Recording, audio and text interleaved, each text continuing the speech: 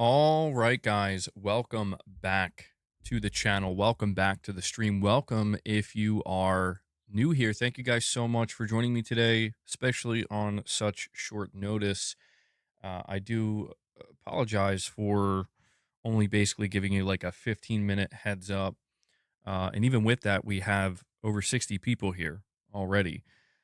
So not only are we doing Press X podcast at a later than usual time slot, but it just kind of came out of nowhere. So again, I do apologize for that. It's quite unusual, but it'll be interesting to see since we're doing a later than usual time slot. If people who usually aren't able to be here live, due to time zone differences, who will be able to show up. So, Dwayne Johnson, what's up, man? Gordon, got Michael Werneth in the chat saying hype train. Michael's hyped. Yeah, I'm pretty hyped, man. We have a new Metal Gear Solid Delta launch trailer to check out together. It's getting real. The hype is real for this game. Um, we have Furious Legacy Gaming saying, "What's going on, everyone? Salute and blessings." Sons of Liberty says the MGS Delta trailer looks insane. Lady Gamer, what's going on? Evangelic, how's it going? Nicodemus, Chase, Robert, what is going on, guys? Robert says, "Sweet, let's get it." So yeah, we're going to be talking about Metal Gear Solid Delta today because, well, I mean, we're just counting down the days at this point, right? I believe if you get the game digitally, the digital deluxe version, you get access to it on, I think, the 26th, which is next Tuesday. Somebody can correct me if I'm wrong on that, but I'm pretty sure you get 2 days early access, and they're going to get me on that. They're going to get me on that one. So we're counting down the days. We're going to be talking a little bit about Black Ops 7 and Battlefield because we actually have Treyarch developers responding to the criticism. And let's face it, Call of Duty Black Ops 7 has been facing a ton of criticism since it was revealed. So we'll go over that. They responded directly to it. We're going to be talking about the future of DC games because James Gunn actually recently talked about DC games and kind of let us know what to expect here. And I think the timing of this is interesting because we have that new Lego Batman game that was revealed. And that Lego Batman game, I think, has kind of taken the gaming world by storm. I mean, I've seen people saying it's basically the game of the show for Gamescom, and seeing like gameplay of it for people who are playing the demo, kind of like circulating online. And apparently, this is like, I don't know, like a top tier Batman game, which is really unexpected. So we're going to talk about these things over the course of today's episode. Batman likes yeah, people were freaking out about the rainbow suit, but I mean, who cares? It's whatever, bro. I'm worried about all the other suits. And yeah, I mean, people are looking at this Lego Batman game basically being like, this is the next proper Arkham game, which is kind of crazy. You think it kind of looks AI generated? Ain't no way, man. All right. So, guys, do me a favor. Some people are probably going to be late to showing up to the stream today, which is understandable because I think some people are going to be totally unaware that we're even streaming right now. Josh, you're saying you just watched the new Superman movie. That's what Superman should be. I haven't seen it yet. Yeah, I want to see it at some point. I think at this point I'll probably just watch it on demand. I think I kind of missed the window to go see it in the theater, but I've heard mostly good things about it. I think not everybody. I've seen some people criticize it, but generally speaking, it seems like it's a pretty good Superman movie overall. Just a pretty good superhero movie in general. Yes, I'm going to be bringing up the Metal Gear Solid trailer. I'm going to be doing that in a little bit. I'm just going to kind of give it a couple of minutes here and just chat with you guys because, because I just kind of put the stream out less than 30 minutes ago. So I think a lot of people are just totally unaware we're streaming. That's my bad. Just running very late today, running extremely behind. This I had the opportunity to sleep in a little bit today, so I kind of took it to catch up on some rest because I've been definitely lacking in that area. MBG, I know one person who is not getting Ghost of Yotei because of the lady who is playing the female character. You think it's disgraceful, Lady Gamer? Interesting. Yeah. I mean, I could always kind of respect somebody's decision where it's just like I just don't want to support this thing. As in like you're just expressing that you don't want to support it. But yeah, it's a little bit extreme, I would say. Chase is hyped. Ghost of Yotei Legends. Yeah, dude. Legends. The Ghost of Yotei Legends announcement was probably the biggest surprise announcement for me at at Gamescom or at opening night live because we knew that Sony was going to be there. We knew that Ghost of Yotei was going to show up, and my expectation was we were going to get a new story trailer, which we basically did.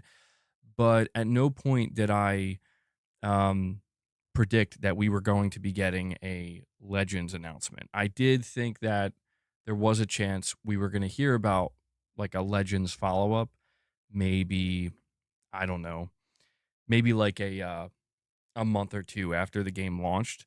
But for them to just like come out now and be like, no, we are doing a Legends 2 and it's going to be released as a free DLC in 2026. What's interesting to me about, and I didn't really think about this too much until now. What's interesting is that um, it seems like we're going to be waiting a little bit for this Legends DLC, and it makes me wonder like how significant of a rollout it's going to be. Because, well, I mean, the game comes out October 2nd, so we're going to have all of October, November, December. I mean, we're looking at like a January, maybe a February release for Legends. Seems possible. Certainly seems possible. Yeah, a lot of people were stoked about the Halloween game announcement. That just kind of came out of nowhere as well. I've seen a lot of people very excited about that. What studio is making that, by the way? Do we know? You need to get that Black Myth Wukong sometime. Always wanted to play it, but you're getting old, too old to suffer with difficult games. Well, yeah, I think everybody was expecting the Black Myth announcement at Gamescom to be uh to basically be like the DLC that everybody's been anticipating. But instead it's just like, no, we're announcing the next game and we're working on it. Now it's clearly like years away. Where is Boss? That's a good question. Boss,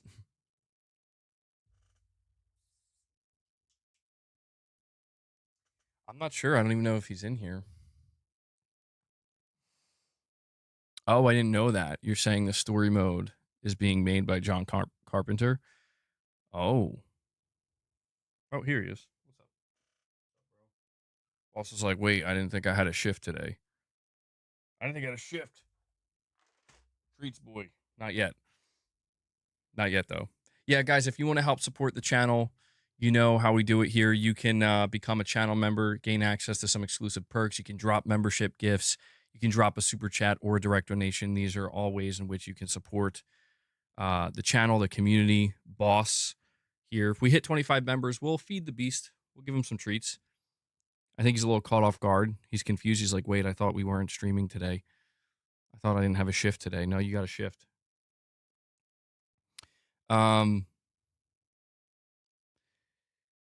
Yeah, so I didn't realize that John Carpenter was actually involved with the Halloween game. I did see quite a few people in my last stream bringing that up. So this is just like a purely single player Halloween game. Is it based on like the first game? That's pretty cool. Where is, wait, I thought I had, okay, yeah, there it is. Michael says shake the treats. How involved is he with the Toxic Commandos? I'm not sure. I mean, it wouldn't surprise me if he's heavily involved with all of these games because John Carpenter's a gamer. Like he plays a lot of games. Um, Like, he's a genuine gamer. The game has promised to have a multiplayer mode. Well, I know Michael Myers is in Dead by Daylight. He was like one of the first like killers, I guess they got for that game. Licensed killers anyway. I have not played the Hell Is Us demo. No, I've been too busy with Death Stranding. I'm feeling the pressure. The pressure is mounting. Um, you know, I already hear Luna scratching at the door. The pressure is mounting because the stream isn't up anymore due to copyright, but I was streaming Death Stranding 2 a little bit yesterday, and the grind is insane, dude. Like, I only need 2 more trophies, but one of the trophies requires you to 5-star every single facility. I'm only halfway done, and I'm over 100 hours into the game now. So it's, oh man, the grind is real. Death Stranding has you in a chokehold. Let game science cook. Chase says, I do know. I felt pressure to platinum FF7 Rebirth. I finally did it last week. Oh, congratulations, Chase. That's a huge one. That's a huge platinum. Yeah, that platinum is so crazy that the developers actually apologized for it. That one I think takes hundreds of hours, if I'm not mistaken. That's crazy. Good job on that, dude. That's a big one. That's a big one. Spice the King says, this is why I don't go for platinums. I understand. I totally understand. Chris says, just came by to say Black Ops 7 looks like literal garbage. Yeah, we'll talk about Black Ops 7.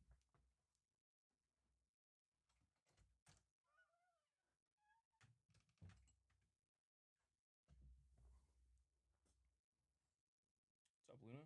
Luna wants treats too. It's not time yet. It's not time yet, Luna. Relax. You're halfway through the story and halfway through the most tedious 5-star trophy in Death Stranding 2, 100 hours in. Still dope, though. Yeah, it's still my game of the year. I do just wish that the platinum wasn't this tedious. Like, I think it would have been better if when Kojima Productions, obviously every studio that releases a game that has a platinum, they have to come up with a trophy list. And I wish that Kojima Productions would have maybe, with this particular trophy where it's like 5-star, all 42 facilities, maybe cut it in half. 5-star, 20 facilities, 5-star, 25 facilities, something like that. That would have been more reasonable. MBG, does the notification for direct donations not work anymore? Titus, I apologize for that. Let me check here. Oh, no, I see them. Yeah, I didn't hear the notification go off. You know what? I've been having some kind of issue with this, actually. Now that you mention it. Hold on, let me see if I can figure out what's causing this.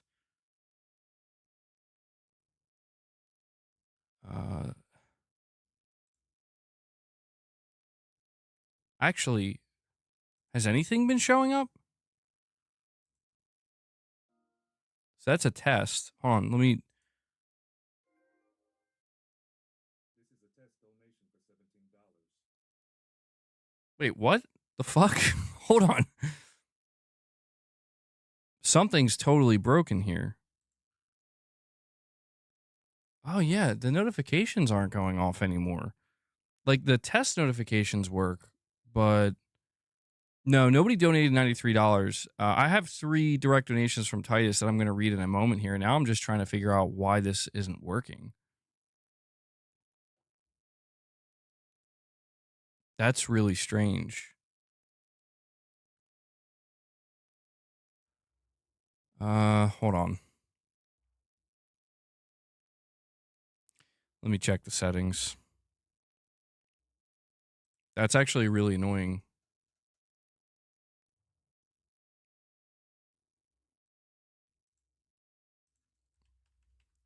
May as well check it now while I'm live so we can see. So tip settings.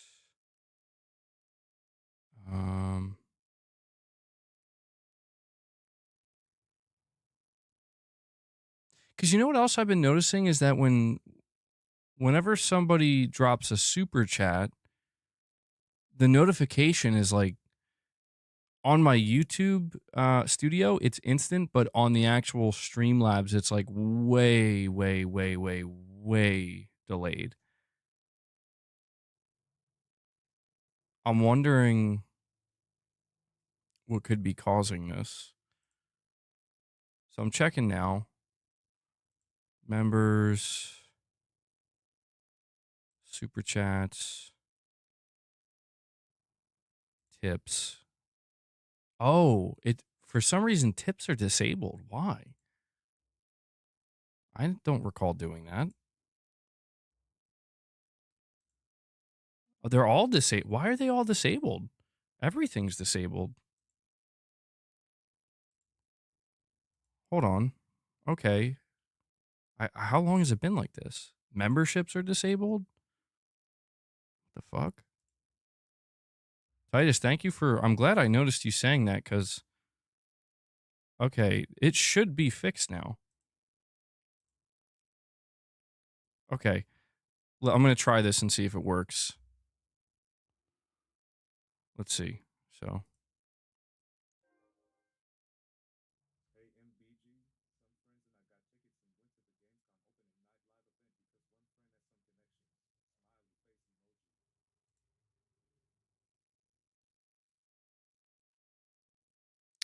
Okay, so that worked. But now the second one's not working.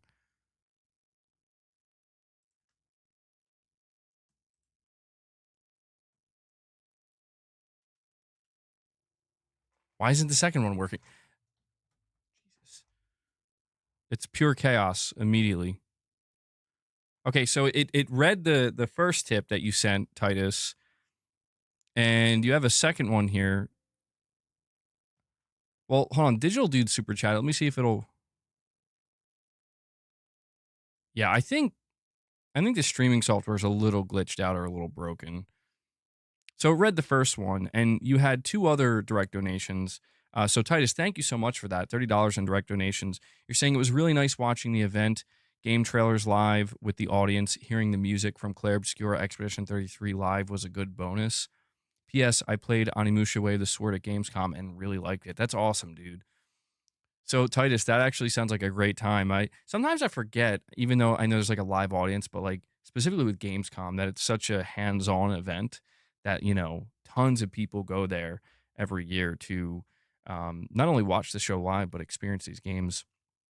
And I'm glad you're letting me know about Onimusha because Onimusha looks amazing.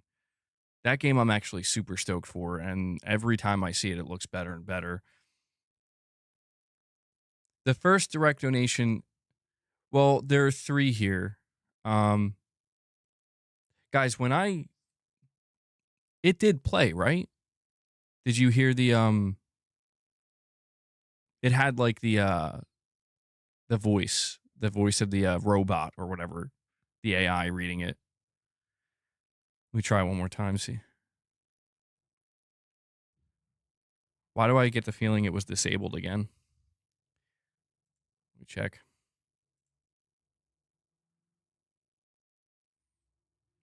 All right, let me disable it and then re-enable it, save it, go back to Streamlabs. Yeah, I don't know. It's a little bit busted right now. I got your donations though. Oh, you guys didn't hear it. It didn't come through. Really? Okay, yeah, this might be a little bit more busted than I thought. Because on my end, it played. You hear nothing. Did Digital Dude Super Chat show up on screen with the notification?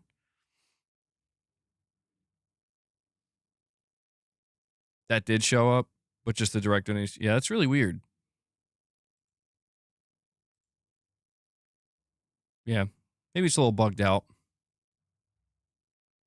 All right, well, guess I'll just have to keep an eye on it. But yeah, once again, Titus, thank you so much for the direct donation, buddy. Yeah, everything's really glitched out right now. Holy shit. I just went back to my YouTube studio and okay. Yeah, everything seems to be acting up.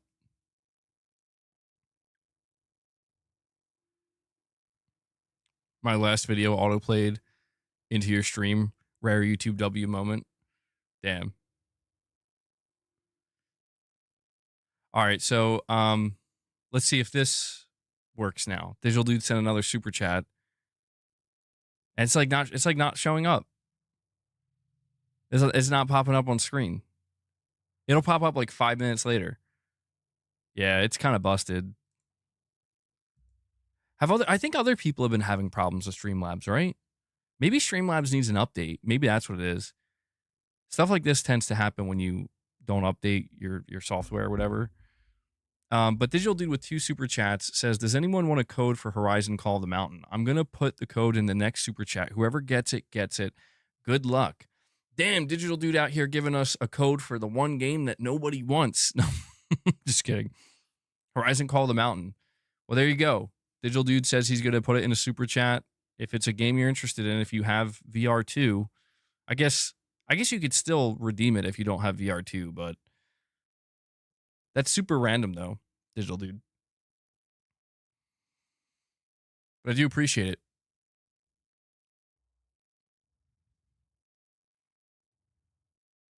You got your Death Stranding 2 Platinum yesterday after 196 hours. I feel like the coolest loser ever.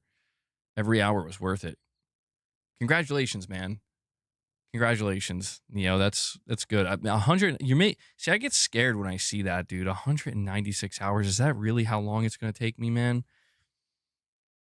That scares me because I'm only at like 101 hours. I can't imagine spending another nearly 100 hours with this game, dude. I can't imagine that. Did you take your good old time? You like sightseeing? Okay. That makes me feel a little bit better. Yeah, I just don't think I could do another 100 hours. I'm expecting maybe like another 30, possibly 40 at most. No, I didn't platinum it yesterday.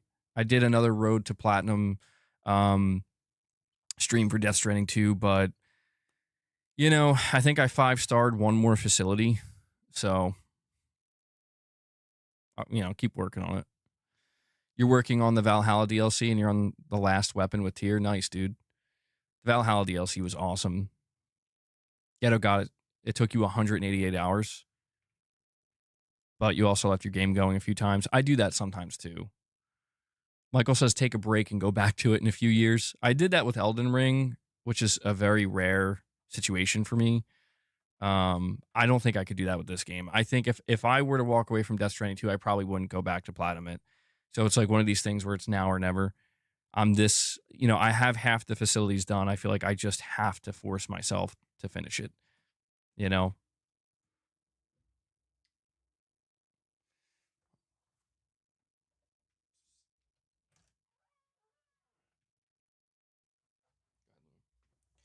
And Digital Dude sends the code.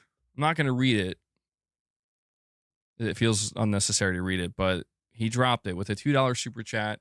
We get a freebie. This is a digital code for Horizon Call of the Mountain. So I suggest you don't redeem it. Don't attempt to redeem it if you don't have PSVR 2. All right? If you're planning on getting PSVR 2, 0 point, you didn't get it. That's too fast. You're also playing Days Gone for the first time today. Yo, it's literally The Last of Us with a bike. No shame in that. Days Gone is a good game. I platinumed that earlier in the year. Wasn't able to get all the DLC trophies, though. Let's see.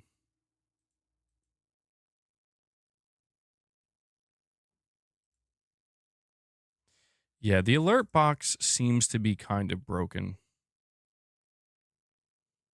I'm a little annoyed by that.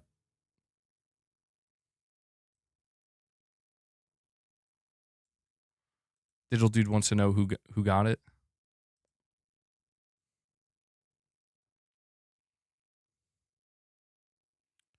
Chris, did you get it? Lost Isley says, I thought the climbing was fun in Call of the Mountain. I guess Chris did get it. He said, Digital Dude, you're awesome. Good shit, bro. Yeah, we're streaming a little bit later, Raven. A little bit later. Digital Dude says, you're welcome, Chris. Have fun. Chris is like, now I just got to buy PSVR 2.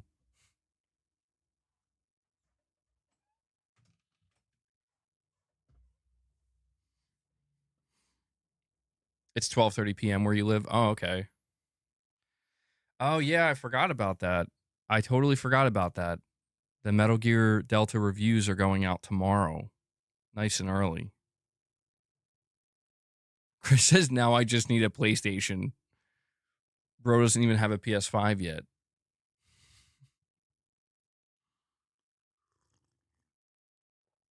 How do I think the reviews are going to go tomorrow? I mean, I'm feeling pretty optimistic about it, honestly. I think the real question is what review, how many reviews are there that are going to dock points for the dumbest reasons? Because every time a game launches, there's always like a couple of reviews. Like with Death Stranding, it was GameSpot. I think it'll review well, though. It does seem like Konami has a good amount of confidence in Metal Gear Solid Delta. The fact that they're, you know, releasing the reviews and, the embargo lifts almost a week in advance, not a full week, but close to it. I don't think they would do that if they were worried, if they were concerned that the reviews would be mixed or not good.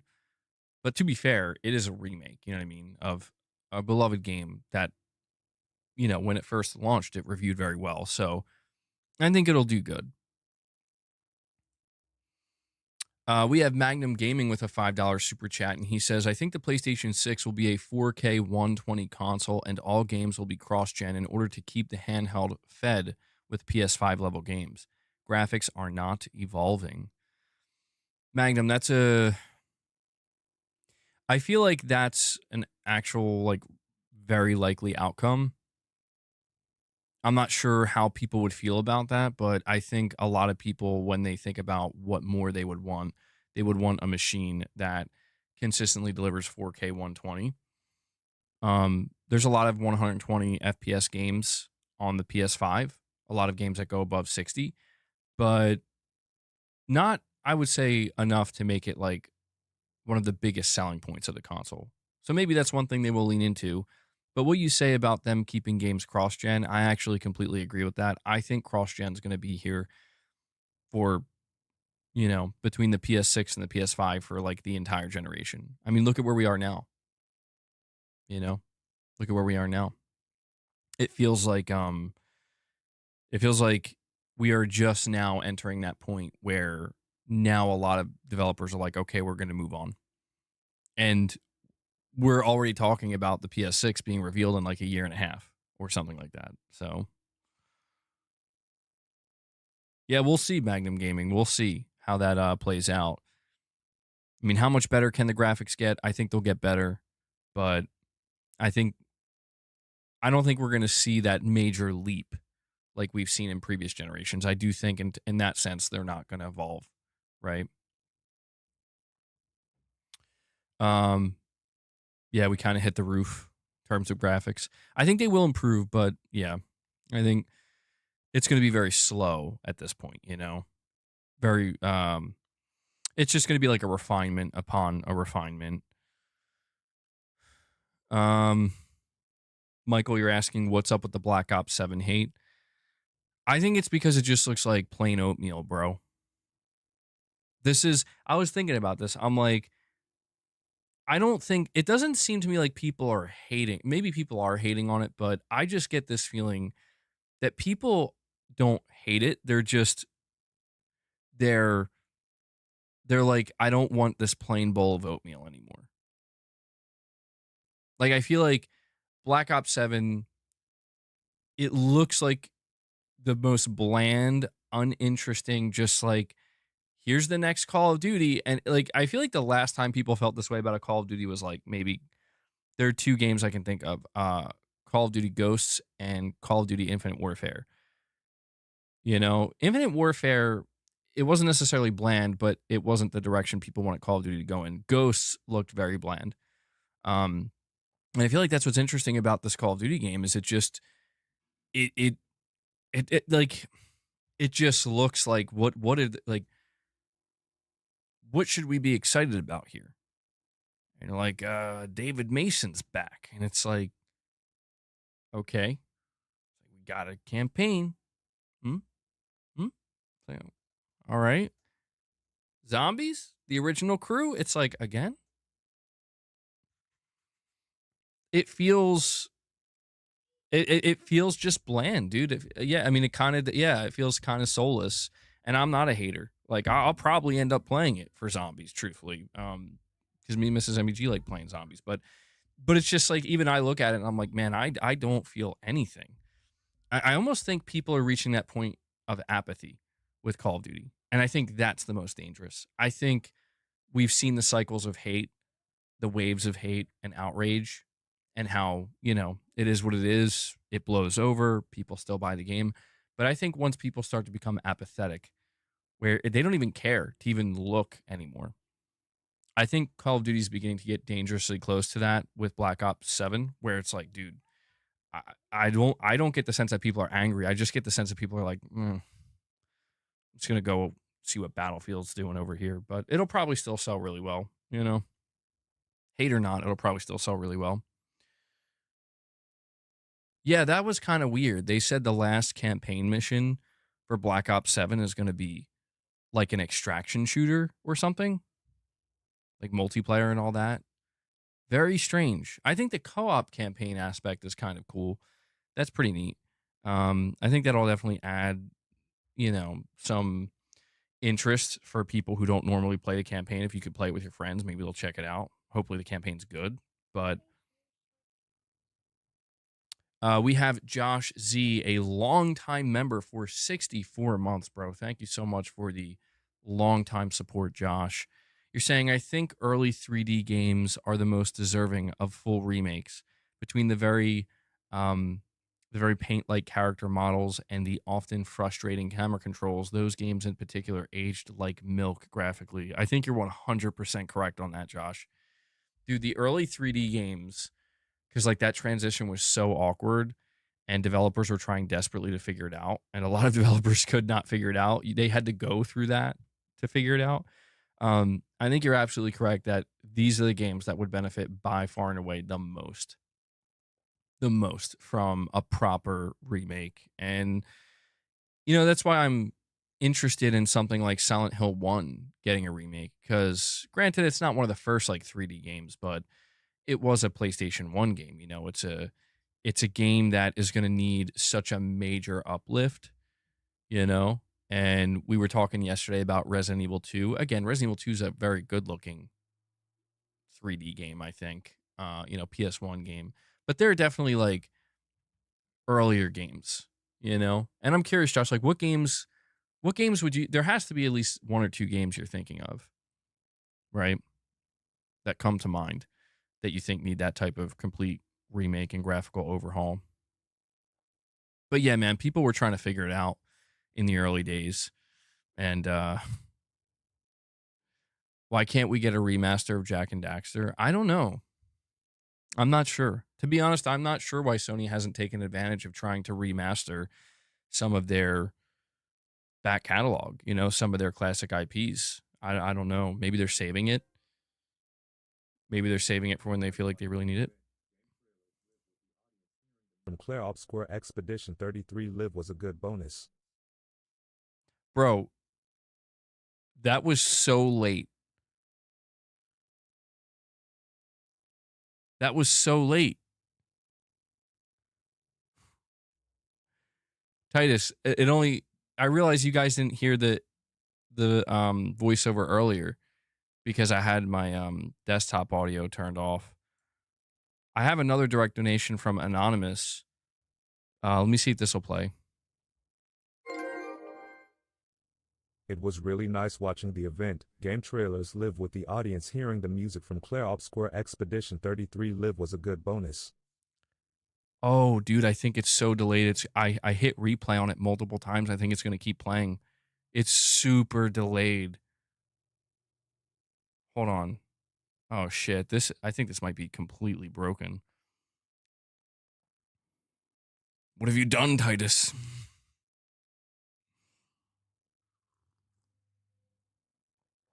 All jokes aside, I hope Intergalactic is peak.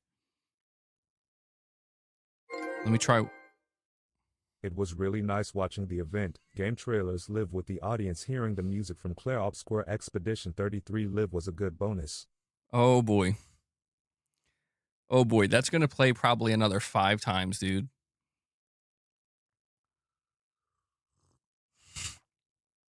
We got Titus just, he's going to keep interrupting, letting me know.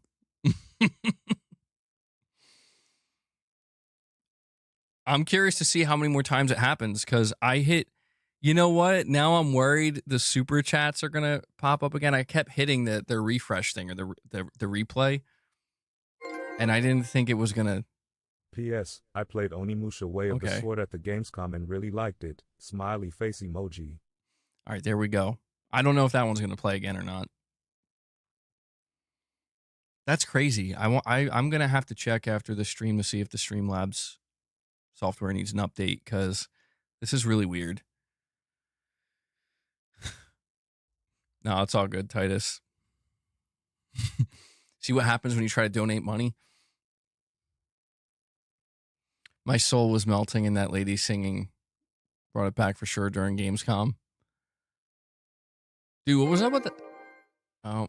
It was really nice watching the event. Game trailers live with the audience hearing the music from Claire Obscure Expedition 33 live was a good bonus. Dude. Oh my God, it's like haunting us. How many more times? I'm genuinely concerned at this point. What was up with that one lady for like World of Warcraft? Is that, and she like came out and there was like, she was talking like in slow motion or something.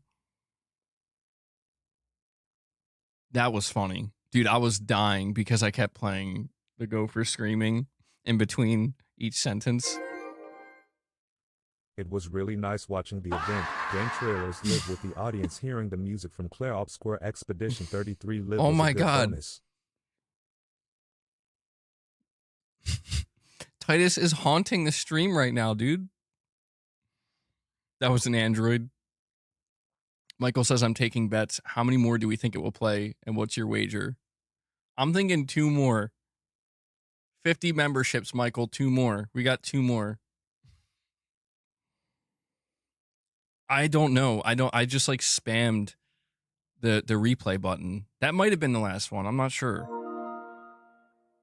Oh, I think that was the last one. So we have 0 now. So you might see, yeah, you might see the super chats pop up a couple times. Perfect Image, you didn't miss too much. I went live later than normal. Later than I normally do, like by about 3 hours.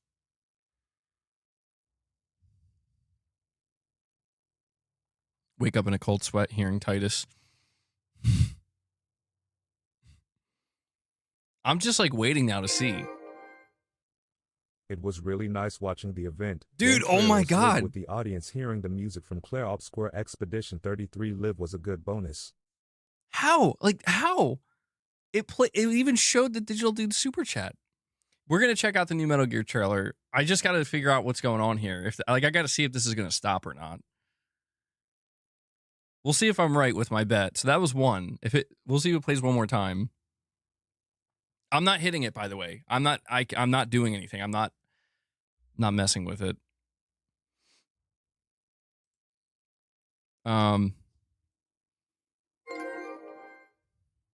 It was really nice watching the event. Game trailers oh my live with God, the audience it's still hearing the music going. from Claire Obscure Expedition 33 fuck? live was a good bonus. Dude. And Silent Spartan. Bro. Silent Spartan coming in out of nowhere with the Titus spam. In the middle of the Titus direct donation spam.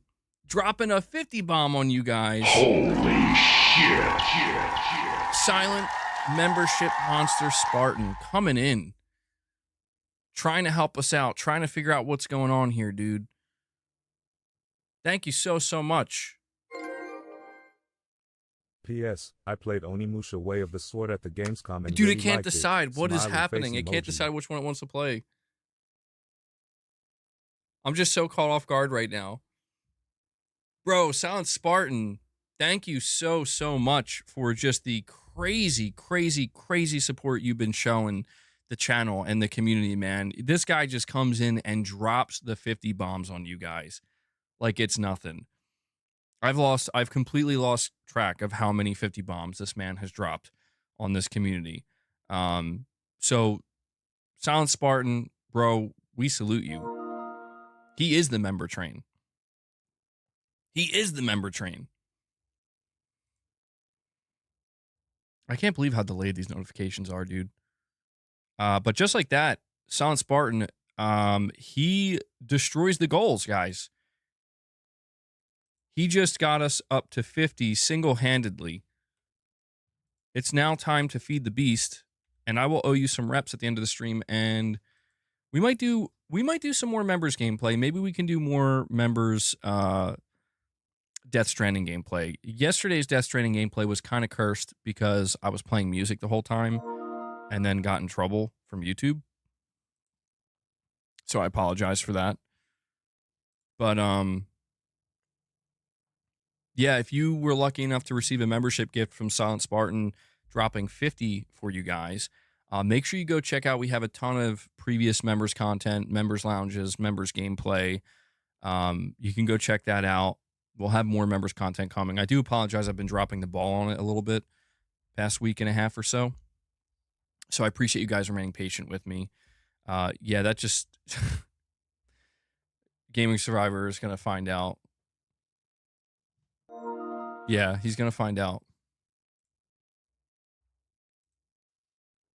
So I guess I need to keep in mind that if I choose to hit replay for any of these notifications, it will actually replay it, but it might be super delayed, like 5 or 10 minutes delayed. I think there's still going to be a couple more, and we should be caught up. Also, it's not showing the membership notification either. What's up with that? I'm noticing that Silent Spartan just dropped 50 memberships, and it's not showing I'm seeing the notifications in the chat of everybody receiving a member gift, but I'm not seeing it on screen. Yeah, I don't know. There has to be some kind of update. I don't know what else it could be. So, sorry we got so derailed there. Wait, Wes, you're saying you see it on screen? Oh, no, not that. I mean, every time, what it's supposed to do is show each person individually, like one by one, that's getting a membership gift. It's been that way for years now.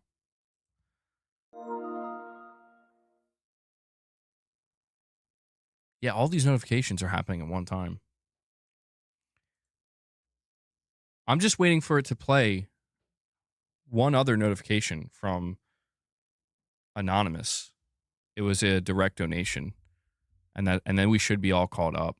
And then we'll check out the Metal Gear Solid trailer.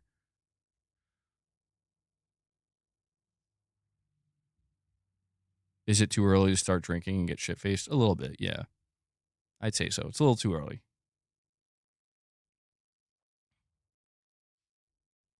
Wes says it's never too early. Here we go.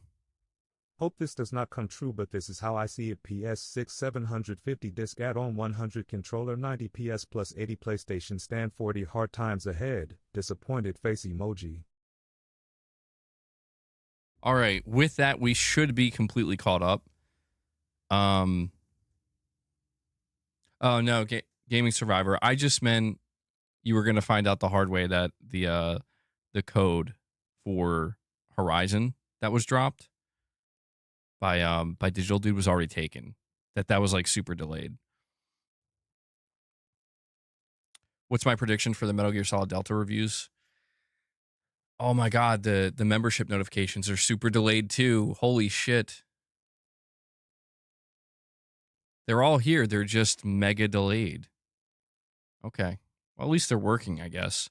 I think it's going to get more than a 90. I could see it hitting like a 92 or 93 because the original game, I think, sits at a 91 on Metacritic, a 90 or a 91. And I feel like as long as they didn't really fuck anything up, which it doesn't look like they did. I don't think so. I mean, I haven't identified anything. I don't know. I haven't identified anything.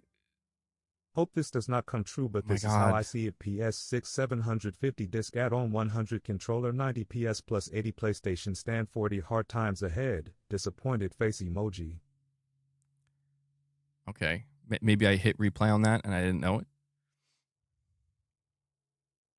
You think an 80? I mean, I would be surprised. It would be surprising to me if it reviewed worse than when it first came out because it's still the same game. You know what I mean? It's the exact same game, but it just looks a hell of a lot better, right? Unless there's like something technically wrong with it. That's the only way I could see something going wrong. Is if like it's like it's a broken janky mess or something. It's got stuttering issues or something along those lines. Maybe.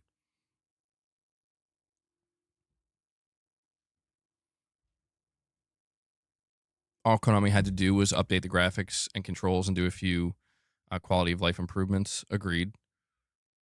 MBG, here's an idea. We temporarily block everyone who donated on TTS and see if it fixes, the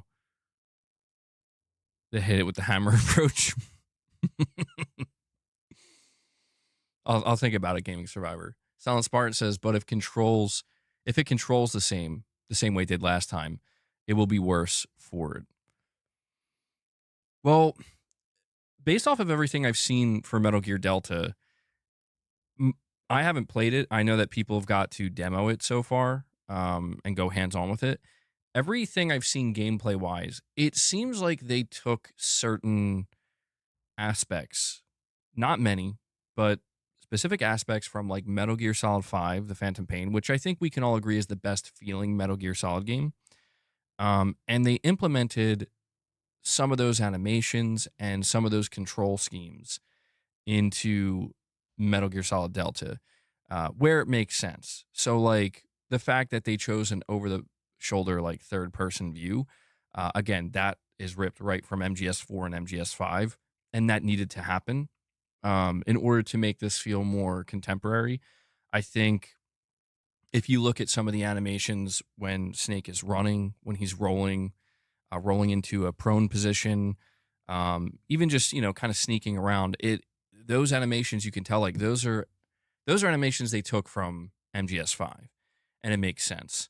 The thing I'm really curious to figure out is how it feels in translation. You know what I mean? Because I will say that like if you go play Metal Gear Solid 3 and you fire an assault rifle in that game, you basically have two options. Use kind of like the auto aim option where you just kind of hold square and you're in third person and it's a little bit zoomed out, it's not over the shoulder. Or go first person.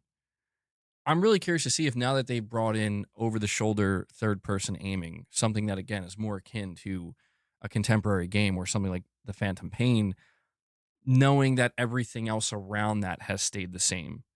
The enemies, the enemy AI, the environments. I'm really curious to see how that feels because it could be one of these things where it looks cool, but it doesn't necessarily like the feeling of it doesn't translate as well because it's still a game from 2004. If you understand what I'm saying, I don't know. That's when we get the reviews tomorrow. That's going to be the thing I'm most curious to find out. Just how it feels with the new look, the new camera angles, and the new animations. Because everything looks great, but I still, I have to get the controller in my hands and play it for myself. You don't know Gears of War 1 went from a 94 on Metacritic, and then Gears of War Ultimate, it dropped to an 82? Really? Irfan, yeah, I'm sorry about that, man. We were a little bit late today. Tarnish, you're saying MBG, apparently IGN may have lied about Elden Ring running horribly on the Switch 2. It has a few issues, but nowhere near what they have reported, LMAO. I saw somebody, I think it was like maybe Genki Japan on Twitter, posting that there were some kind of serious issues in handheld mode with that. I didn't look too deeply into it though. I didn't look too much into it, but I mean, yeah, I don't really follow IGN that much. That sucks, though, for them, if that's true, if they really misreported on it. MVG, the Gears of War game on disc will be the same as Doom the Dark Ages situation. Huh. Oh, you said, really? So the game's not on the disc. Yeah, people are not going to be happy about that. People lost their shit on Doom the Dark Ages for that reason. 300 megabyte Gears. Damn, dude. I am a little bit surprised. I have to say, I'm a little bit surprised by that. I thought Microsoft would have seen the backlash with Doom and been like, let's not do that again. Do I wish that they expanded the levels in MGS? I'm not sure yet, Lee. That's a good question. It's been a long time since I played Metal Gear Solid 3. It's been many, many years. I have memories in my mind and in my head of like, I remember how it felt to play through certain areas of that game. I feel like that's a question I won't be able to answer until I play the remake myself. It's a good question. I don't know. I do have this slight fear. I have to admit, it's a small fear. I do have this slight fear that I may be left with the feeling after I complete Metal Gear Solid Delta, and I hope this isn't true. I'm going to have this feeling of like, man, I kind of wish they would have changed more. Or like you said, like expanded or changed more. I wish they would have went in a more Resident Evil 4 remake direction. I hope that's not how I feel. I don't think it will be, though. I don't think it will be. Because I don't recall Metal Gear Solid 3 feeling like too short or anything. I don't recall it feeling like it was lacking content, or I just don't recall feeling like this game should have been longer, or the areas should have been more open. But it is a very linear game.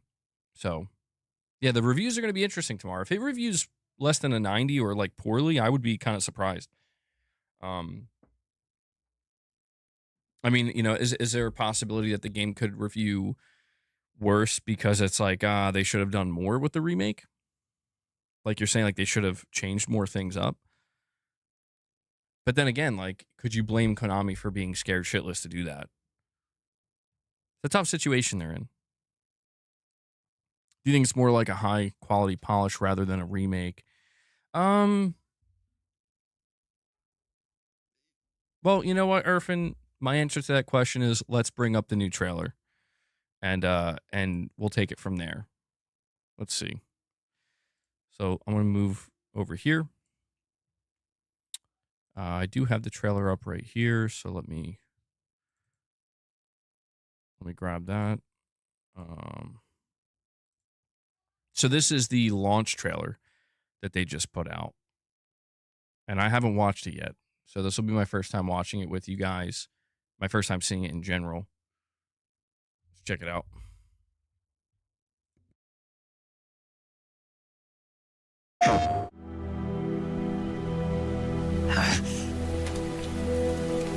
Why'd you defect?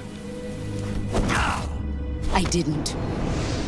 I'm loyal to the end, to my purpose. Snake, I know how you're feeling. It's hard for me to believe, too, that a legendary hero like the boss would go over to the Russians. She'd double-cross us like this. We will use the legacy to heal that rift and make the world whole again. To do this, we need strength, an unstoppable trump card with enough power to bring order to the world. Do you love her? No, nothing like that. Do you hate her? For 10 years, we lived and died together. You couldn't possibly understand. And you think you can kill her now? Hey, don't you go getting any funny ideas. We can't leave yet. I've still got one last job to do. She's at the lake. She's waiting for you there. We were together for 10 years, and now you tell me she's my enemy. What about you, Jack? What's it going to be? Loyalty to your country or loyalty to me? Your country or your old mentor? The mission or your beliefs? Your duty to your unit or your personal feelings? You don't know the truth yet. But sooner or later you'll have to choose. I don't expect you to forgive me. You've got to do it, Snake. She's your enemy and your objective. You're a soldier. Finish your mission. Prove your loyalty. I've been waiting, Snake. Waiting for your birth, your growth, and the finality of today. Bro, oh my God. Okay. Dude. I'm fucking hyped, man. Dude, this is, I'll be honest, I don't give a shit what this review's tomorrow. I'll still cover it, but I needed to see that. Yeah, dude. Oh, this is a special game for me, man. This is a really special game for me.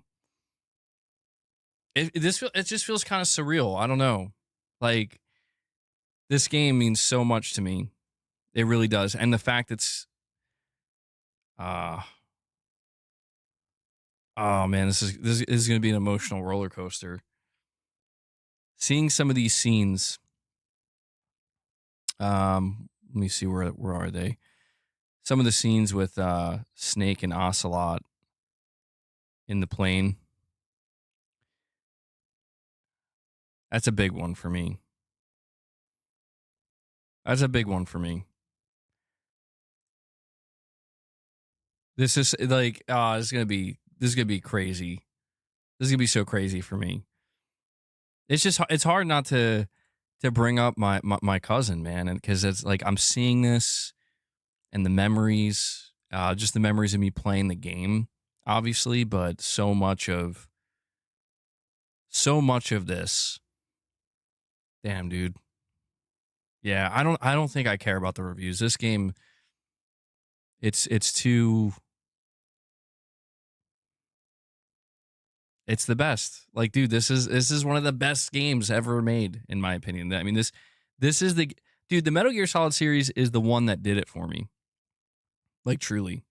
It really did. Like, it changed everything for me. And I'll be honest, like, I'm just grateful. I'm just grateful to get this game. Like, obviously I'll forever be grateful that I even discovered these games, that my cousin introduced me to them, that I got to play them. But it's so crazy to think that, like, 20 years ago, I was sitting upstairs. I lived in this house, in a place with my family, and it was a really rough time in my life. I had a lot of family issues going on in my life at that time. Really, really bad family issues, a lot of major dysfunction, but I know a lot of people understand that, have gone through similar situations. And at that time, I had a PS2. I just remember I'm up in my room, minding my own business, playing Metal Gear Solid 3, and just being enthralled with it, just totally immersed in it. And it was not only an escape at the time that I needed and that helped me get through a tough time in my life, but it was like just an eye-opening game, an eye-opening experience. Same thing with Metal Gear Solid 2. I basically played these games very close to one another. So here we are 20 years later, and it's just crazy, dude. It's crazy. It really is. So I'm super stoked. I'm super stoked. It looks great. I'm assuming what they're showing too. Hold on. I'm assuming what they're showing is in fidelity mode.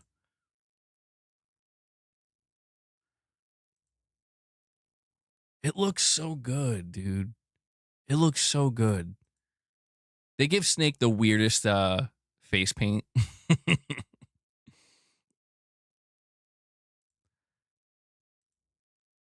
Shagahad.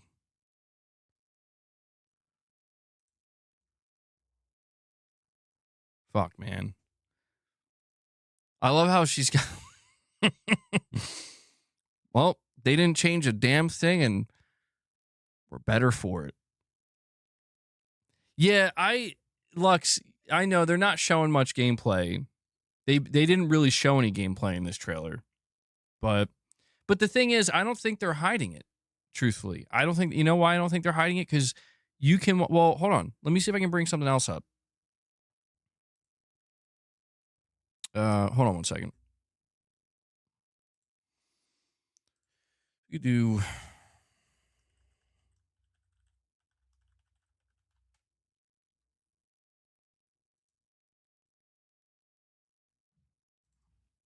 Hold on one sec, guys.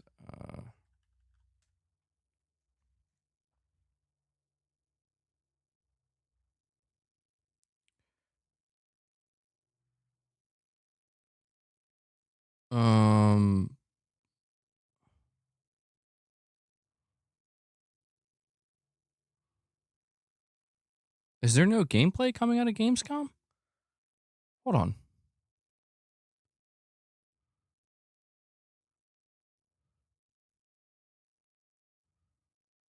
I'm seeing like reactions pop up, but not.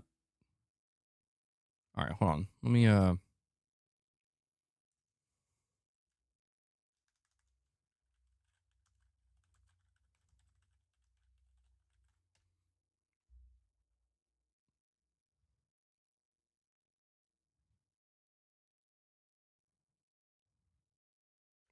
okay. Why can I only find a breakdown, but I can't find actual gameplay? Like just raw gameplay. Hold on. Do today. See what comes up.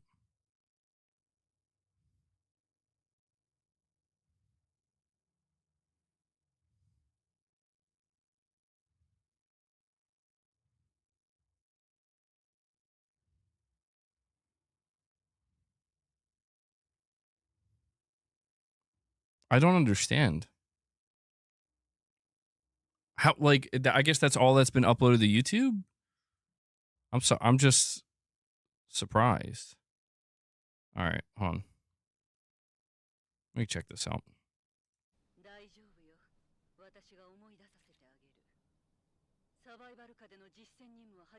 Okay, this is from 9 hours ago. I want to see how that.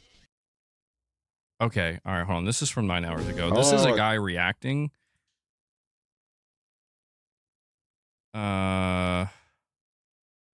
Holy shit. This has a lot of. Oh, this is. What the fuck just happened? I'm sorry, guys. It's just, I don't know what's going on. I don't know if it's my PC or what. Everything's like glitching out. It just took me to Red Letter Media for some reason.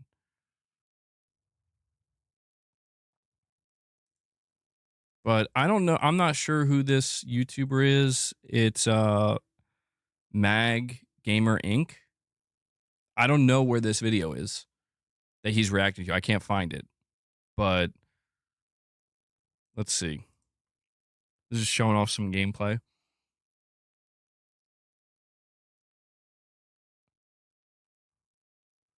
Bro missed every fucking CQC.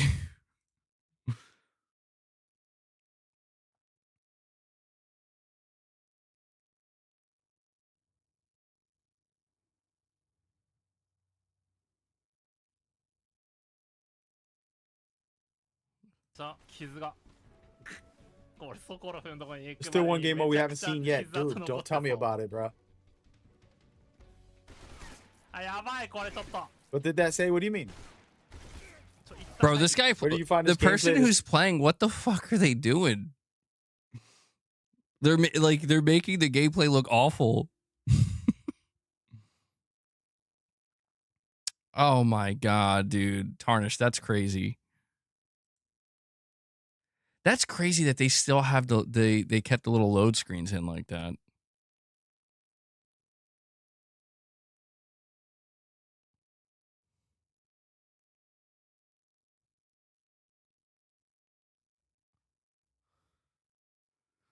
Dude, this guy sucks. So bad. Like, what the fuck is this gameplay? This is why they're not showing gameplay, bro.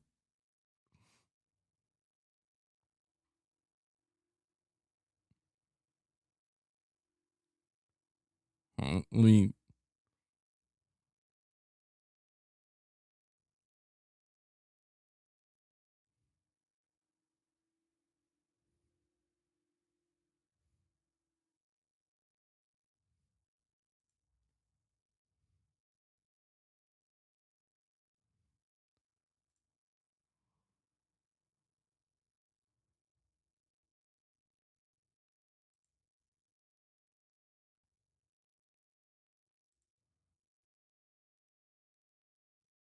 Bro, I am genuinely confused as to like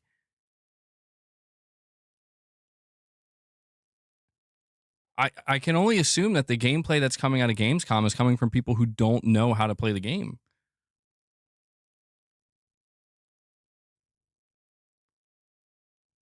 Like, look at this shit. Like, look at this shit, bro. Like, awful. Awful.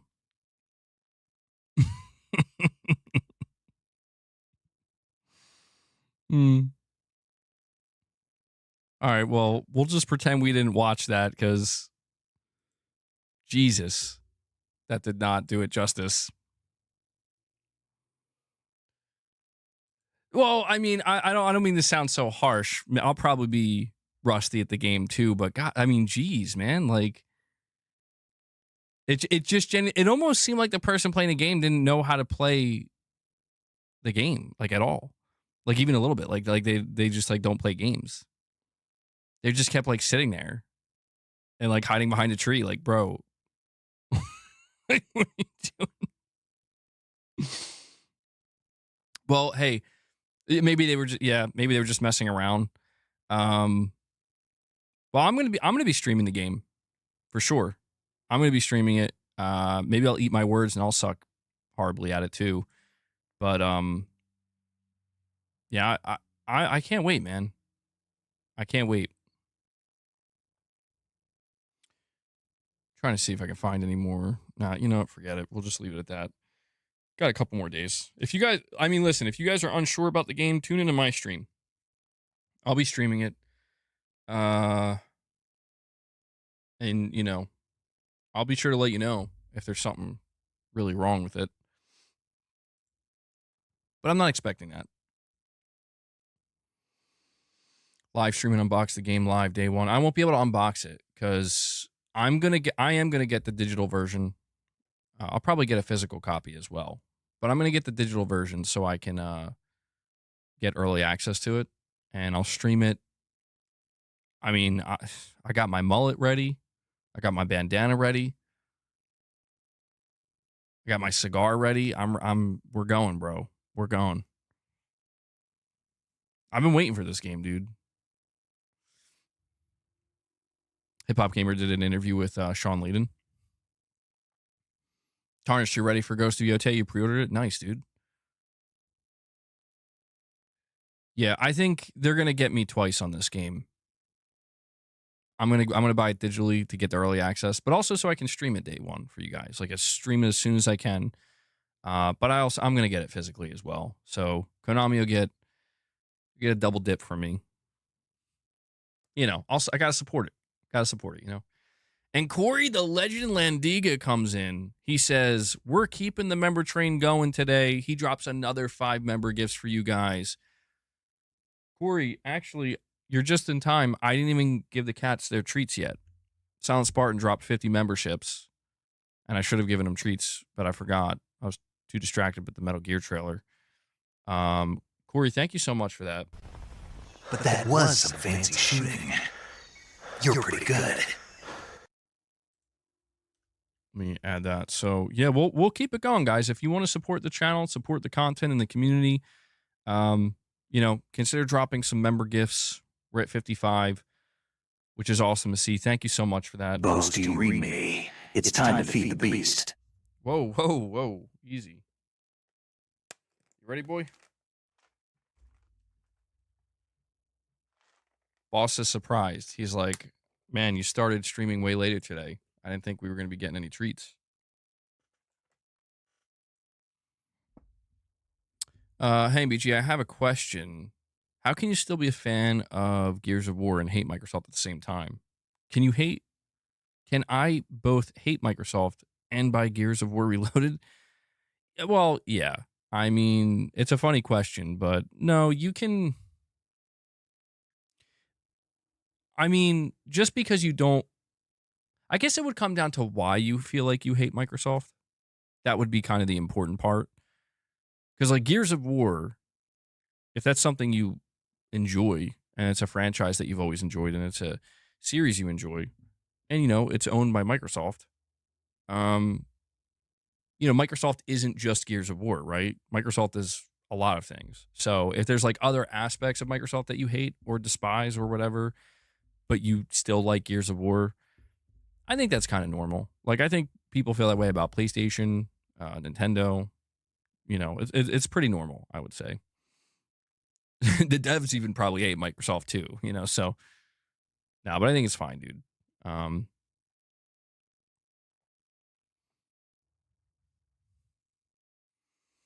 People can hate Sony as a capitalist corporation and like PlayStation. There you go. That's a good way to put it. Yeah. Yeah, I think people just hate a lot of the business decisions, mostly. And yeah, the business decisions that people end up hating are usually driven by the more corporate side, not the development side, not the creative side. I mean, it's nothing new, really. MBG, I may hate Sony, but I like PlayStation. But I hate Neil Druckmann, and I hate his games. Whoa. Oh, I just feel like that came out of nowhere. I hate Neil. I wonder what Metal Gear would be like if Neil Druckmann made it.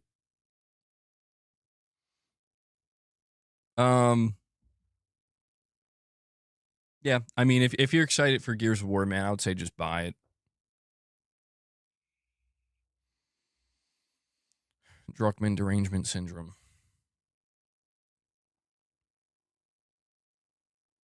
Snake would die in his first act. It would be like MGS 2, except, yeah, Snake actually died.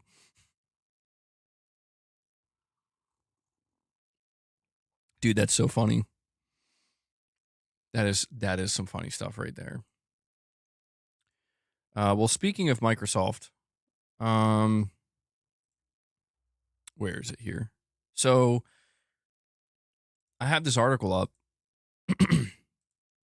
It says Call of Duty Black Ops 7 creative director responds to accusations of the series getting lazy. Uh-oh. As Activision gets ready for the November 14th release date for Call of Duty Black Ops 7, Associate Creative Director of the title, Treyarch's Miles Leslie, has responded to long-standing accusations that the Call of Duty franchise has gotten lazy. Some of the industry has even gone as far as saying that the franchise faces a real threat from Battlefield 6 this year. In an interview with IGN, Leslie spoke about how the studio's approach to developing Black Ops 7 has been to... Oh, hold on. My screen just blanked out for a second. Not sure why. Says Leslie spoke about how the studio's approach to developing Black Ops 7 has been to not worry about these accusations. You just don't worry about it, right? Leslie said. When we start, it's not like, what are they going to think? It's like, we have a vision. We're going to hit that vision. And there's always going to be people that are going to try to knock you down and not have positive criticism, which we do look for.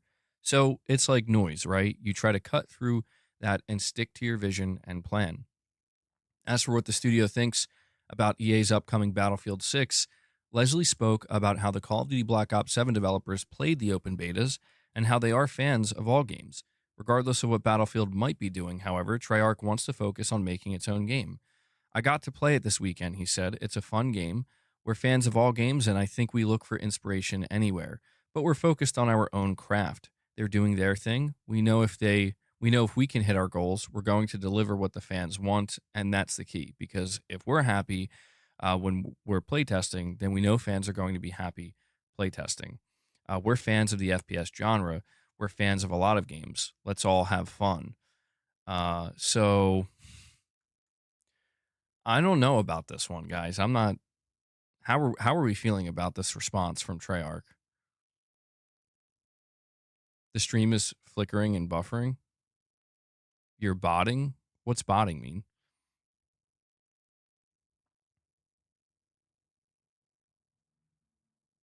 Wait, is the stream like crashing out for you guys?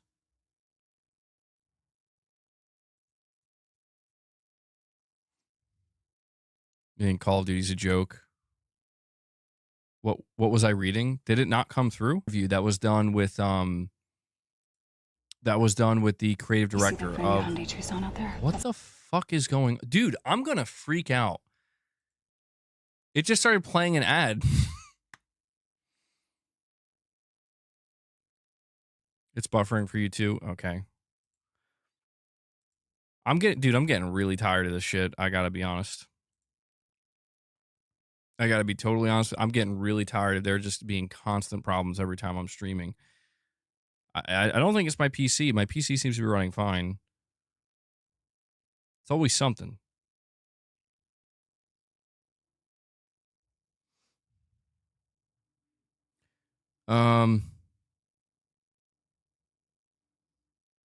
We have a Lux with a super chat. Thank you for that, buddy. He says, people forget Call of Duty once had the most downvoted gaming trailer of all time on YouTube with Advanced Warfare. And somehow they still just keep carrying on. Addicted fans.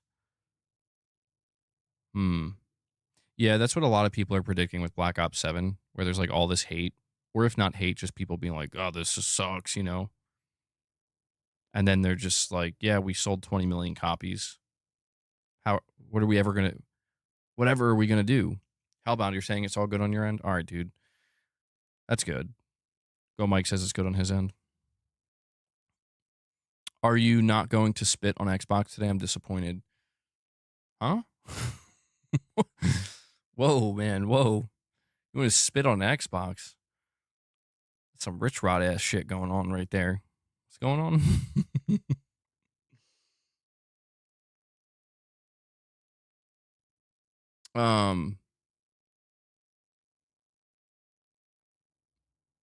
Didn't it happen last year as well? Yeah, it happens every year.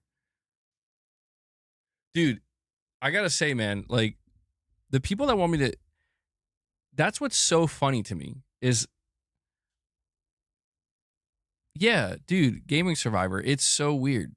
It's so weird. Like, I just saw that I got made fun of in a video today because I said that the pricing of the PS6 is looking spooky.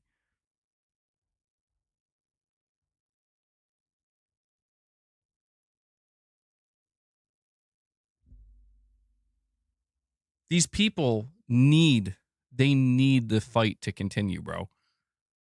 To the point where they're just like, you could say the exact same thing they're saying, and they'll be like, nah, we gotta turn it, we gotta make a big hoopla out of this, you know? Your video from the CMA blocking Microsoft buying ABK popped up on my feed. Dude, yeah, now that I understand. I was unhinged as hell. I was completely unhinged. So I totally understand. But it's crazy today where it's like, you know, I feel as though things have calmed down a lot. And you could just be like, yeah, man, I'm looking forward to this game and that game from Sony and from Microsoft. And you still got people out here who are like, we got to figure out a way to twist this and use it as content or whatever. It's like, okay, all right, man, whatever you say. But yeah, dude, that was a funny ass stream. That was a crazy day. And then like the next month, I was wrong.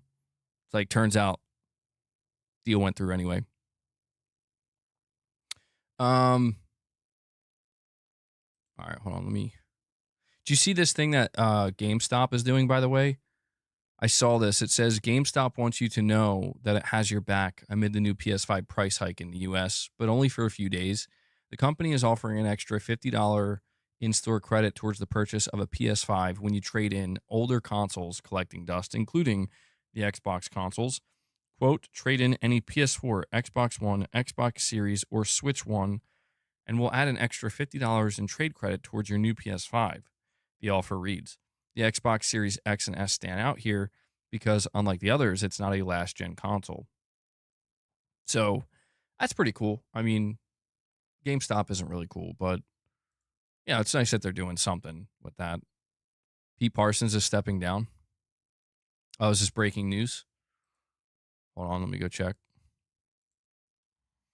That's been a long time coming, huh?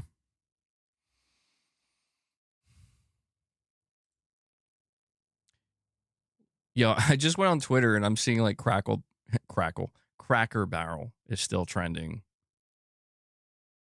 Jesus. Because they changed their logo, bro. Oh, man. You guys see that shit? It's like so crazy.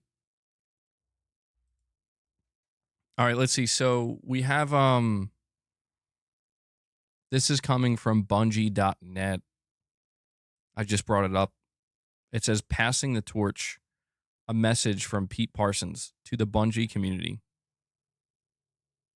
So this isn't too long. I'll just read it to you. It says, after more than 2 decades of helping build this incredible studio, establishing the Bungie Foundation, and growing inspiring communities around our work, I have decided to pass the torch.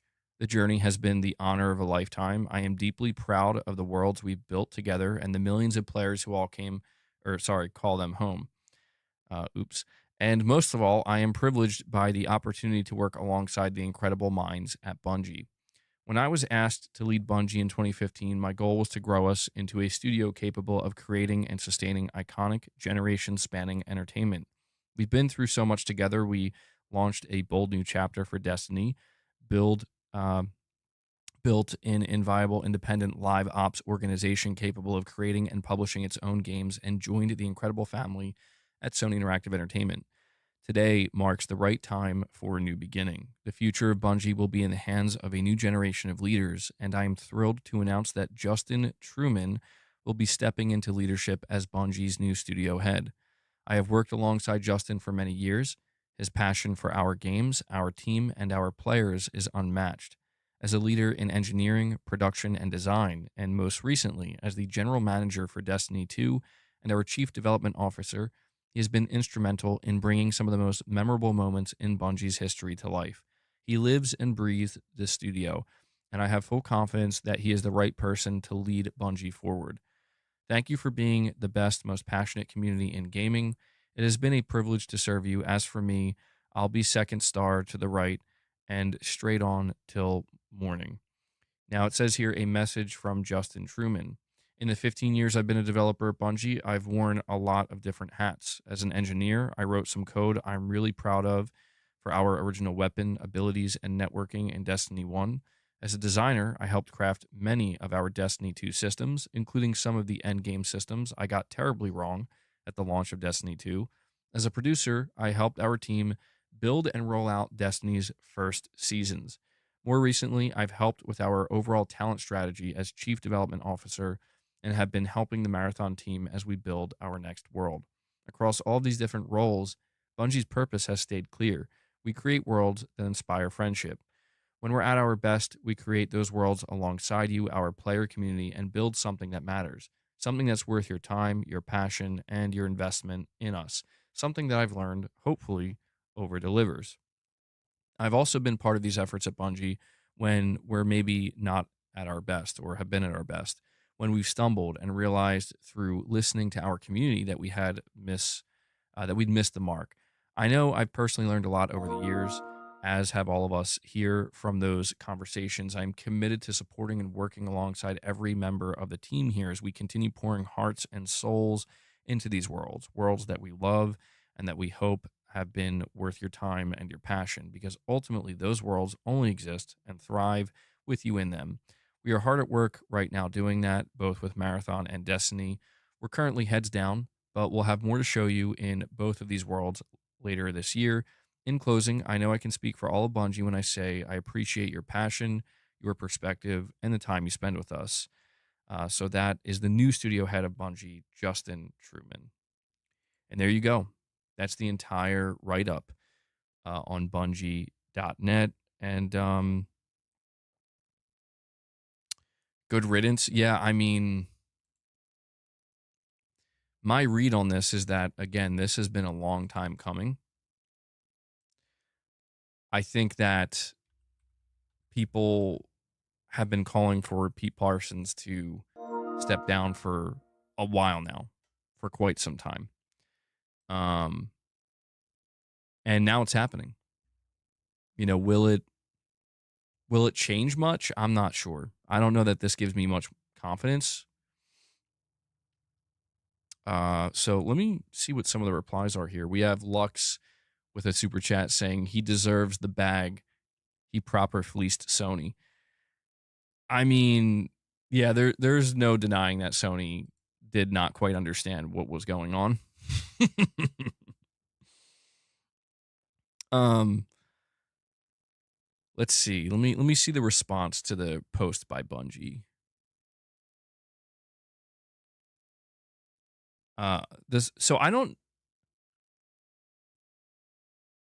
Okay, so guys, I want you to let me know if you understand this reply because I'm not sure I know what they're talking about. One of the most upvoted reply to Bungie announcing this is somebody saying, friendly reminder that Justin Truman is the quote over delivery guy from that infamous GDC presentation. Bungie is cooked, LMAO.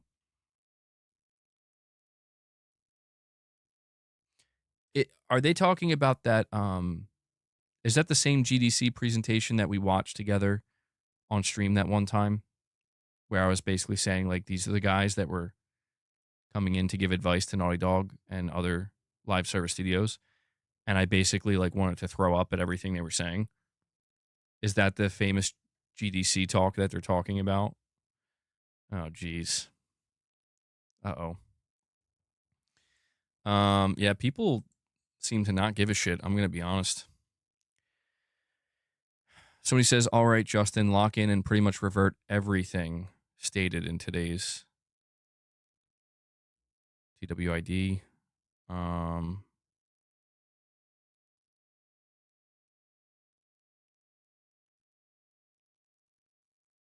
Pete approving the last TWID to go live like this. Retires, a.k.a. Sony forced him out / gave him an ultimatum. Good riddance. Justin Truman, on the other hand, has quickly climbed the corporate ladder at Bungie. While impressive, I have my reservations about him being the new head honcho at Bungie. Yes, we all cheered. Retires. Best news ever. Careful with the over-delivery now. Something tells me he won't be missed. Yeah, about damn time. People are straight up cheering and happy. Some people are seemingly still concerned and I guess you could say extremely skeptical, which makes sense. Corpo BS MBG.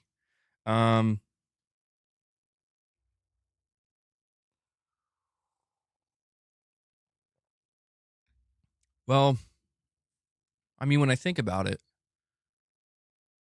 when I think about like what's in front of us for Bungie, it's still not looking good, truthfully. You know? Because think about it, like, okay, well, Marathon still has to deliver. And regardless of who's the CEO of the company, how are you going to do that? It's a serious question. Like, I don't know how you do that. I don't think you can do that. Saying if this isn't a reassuring W for the studio under Sony, I don't know what is. Well, see, the problem I see could potentially be short. Like, long term, this could be the best thing that ever happens to Bungie, but that remains to be seen. It is obvious that Sony is now directly involved. It is obvious that Sony is, you know, forcing Bungie to make what seemed to be changes that had to be made a long time ago, at least, you know, at least from a leadership standpoint.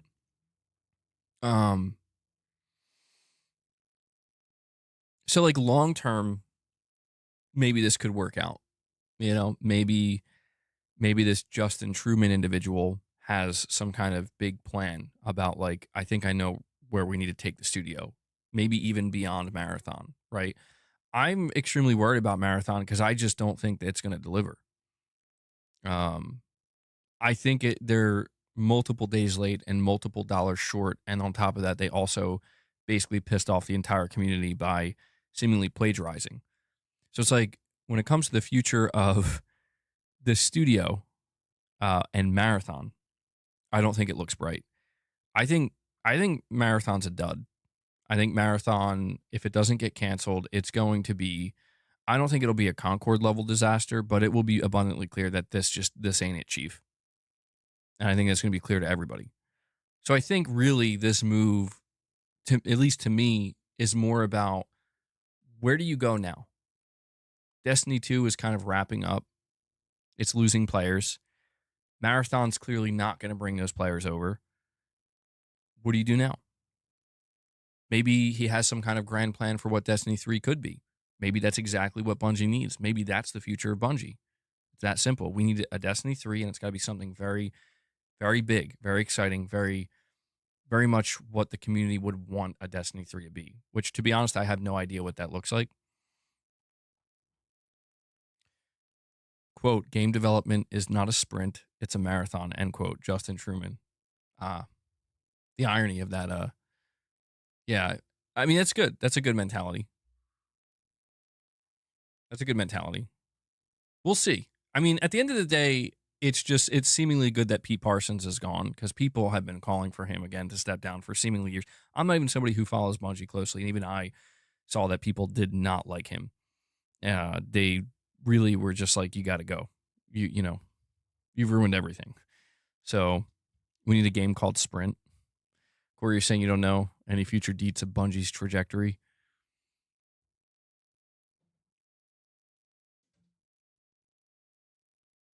Maybe Sony and Microsoft will work together. Maybe Sony will convince Microsoft to license the Halo IP, and Sony will give it to Bungie, and Sony will publish Halo. Sony will publish the next mainline Halo game developed by Bungie. Could you imagine that? I mean, dude, I know that sounds insane, but you kind of look at what's happening between Sony and Microsoft, and you have to wonder, like, Now, that couldn't work because they have a studio literally called Halo Studios. We're taking Halo away from Halo Studios. MBG, Paul Tassi says executives were always going to depart as the Sony deal played out, and they leave with a lot of money. Yeah, I think I remember hearing that. The only thing that's interesting to me about this is if memory serves, I thought it was not until 2026.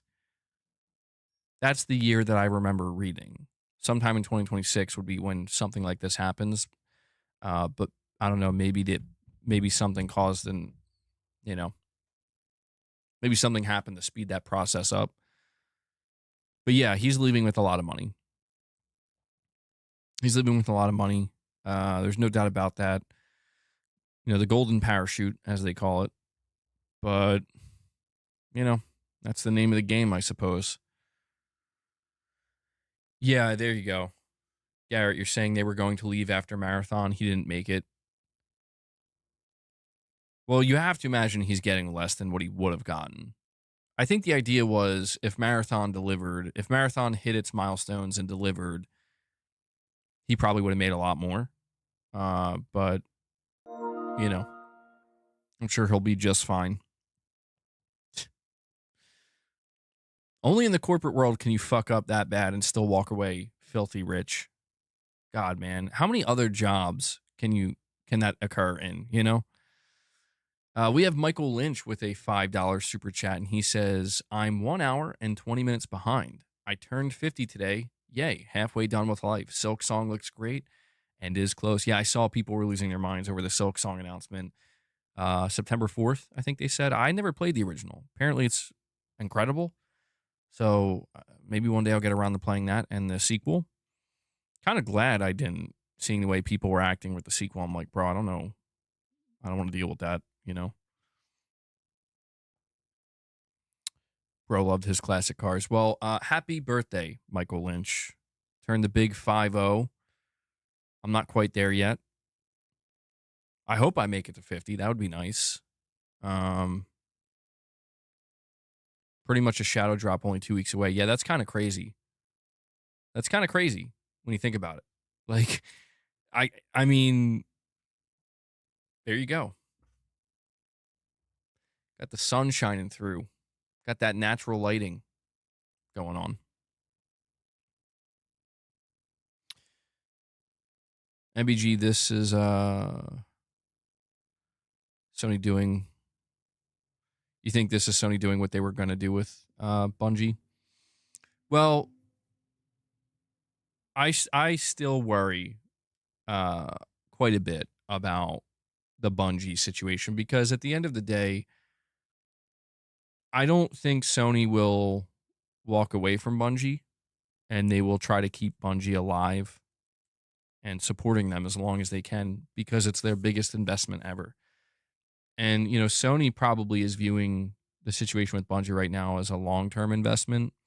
Well, I mean, they were viewing it as a long-term investment originally, but I guess what I'm saying is like, all right, well, they're fully paid for now. That's worth noting. Bungie's fully paid for. That's all, that's all taken care of and wrapped up now. But it doesn't change the fact that the trajectory of the studio is not looking good. I think Sony, is probably looking at it more from a mid to long-term perspective of like, how can we really turn the studio around and make Bungie work for us as like, like this was a good idea because now we're reaping the benefits, right? Like what needs to happen for that to occur. And I just don't see Marathon being a part of that. And that's why I think that, at least for me, when I am trying to look beyond Marathon for Bungie, it's not clear at all. Destiny 3 is, I guess, the most logical, but maybe a new IP of some kind. Maybe taking everything that they've done up till this point, all of their expertise, so to speak, right? And just making a new IP, but it's, I don't know, it's such a risk. You would think Destiny 3 is just the way to go. Destiny 3 might be the way to go. At this point, that might be the saving grace for the studio. But I'm not a Destiny player. I just know that Destiny's been around for a long time. I mean, Gummy Bears, yeah, but that's under PlayStation now, which is interesting. So Sony basically took the new IP from them and said, we're going to make it ours.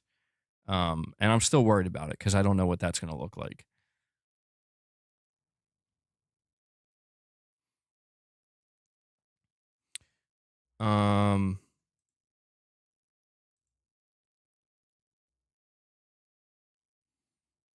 Seeing if there's any other information out here.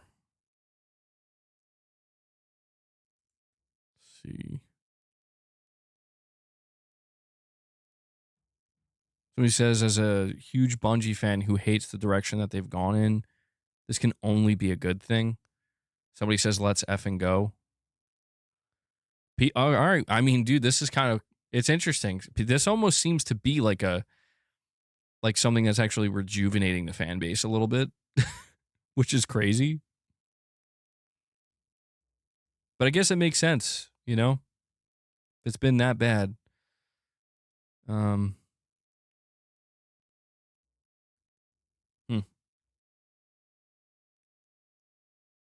Yeah, it's going to be very interesting to see how Bungie is handled from this point going forward. I mean, I would imagine that this is just the beginning of more announcements. Now that they have a new CEO, there's obviously going to be a new plan, and probably with a new CEO comes a new way, not just a new way, but updates in communication. Or communicating many updates that are happening now and that will be coming. The real test will be, I'm assuming next month. I could be wrong, but I'm assuming next month we're going to see Marathon reemerge. And I don't know, man. I don't know. I'm not trying to be the pessimist here. I'm not trying to be overly negative. I'm just trying to be honest in my assessment. I don't know what you show or what you do with Marathon to suddenly make people be like, you know what, actually, I am excited for this. I have no idea what you do. Now, granted, I'm not going to think about it too hard because I'm not that excited for it, and I don't work at Bungie. It's not my job. I'm not paid to figure that out. If I was, I'd think really hard about it. But, on surface level thinking, all I can say is good luck. Good luck, man, because the hype for Marathon seems to be non-existent. It seemed like there was hype for it, and then that hype promptly died in the weeks after its reveal. So, good luck. I'm not rooting against it, by the way. I don't want to see Sony be forced to, have to continue to lay people off and whatnot. I I want to see them turn it around. I just am not confident, is what I'm trying to say. Even with the new leadership, I'm still very like, I don't know, dude.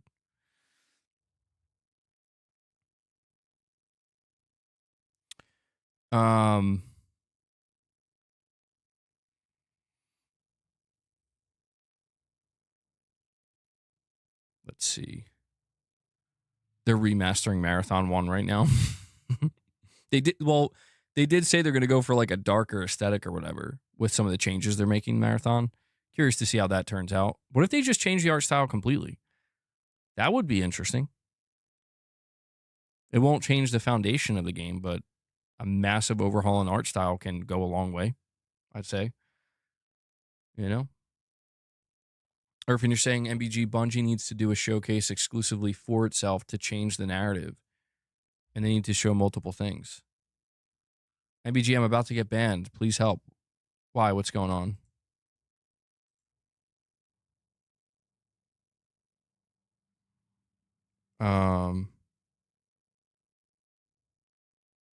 You're saying Lady Gamer's power hungry for no reason.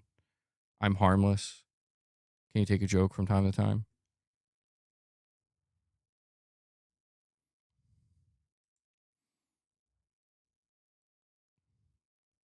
Wait, Shams, you think you're gonna get banned? Why? What, did you say something? I mean, I'm looking at the activity now. I don't see anything. Although, dude, what the hell is going on with YouTube anymore, man? I'm just trying to check the fucking channel activity, and it won't even load it. It feels like everything's breaking. Streamlabs isn't working. Now YouTube isn't working. Like, meanwhile, Twitter's perfect, you know? Twitter's working perfectly fine. My monitor keeps glitching out. What is happening?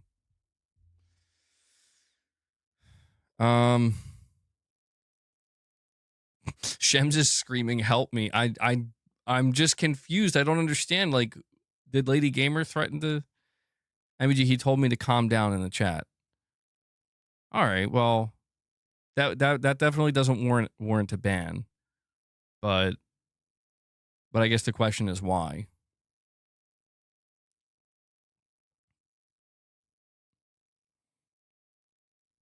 Yeah, I mean, freedom of speech, you know, mostly. As long as you're not... Freedom of speech, but not freedom of consequence, right? Like, as long as you're not being, like, hateful or anything like that. No hate speech. Should be good. I'm not going to ban him, but he thinks it.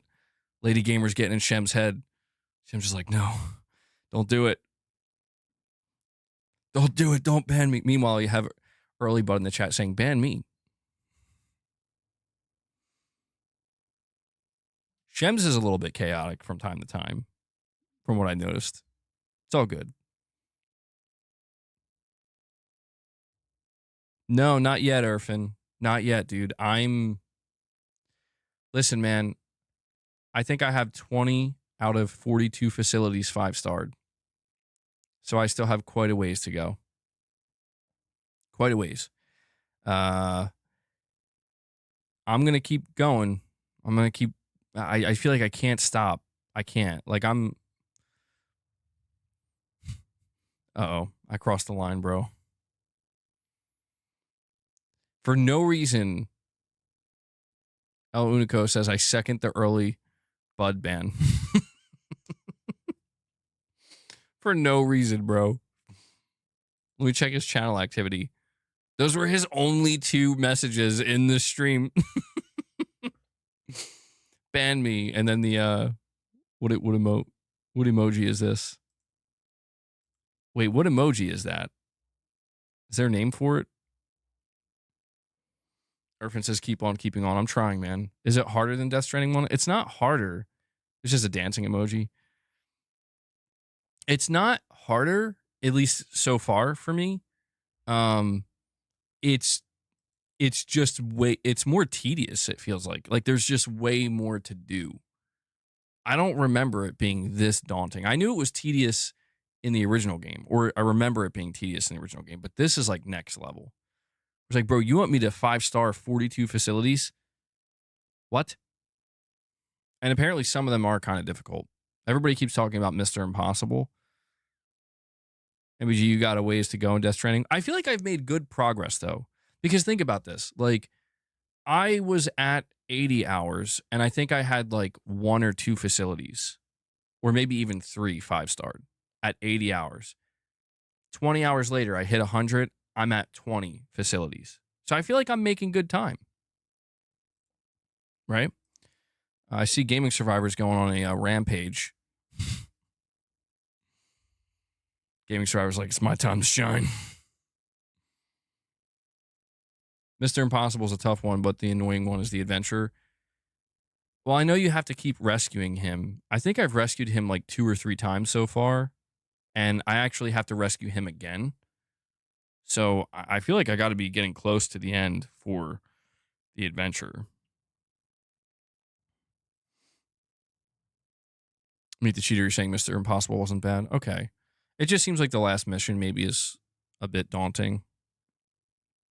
I think I'll do it. I mean, I have to, you know? Like, the decision has already been made. If I didn't want to platinum Death Stranding 2, I probably would have made that decision shortly after beating the game. But now that I put an extra, like, 25 to 30 hours into it, it's like, okay.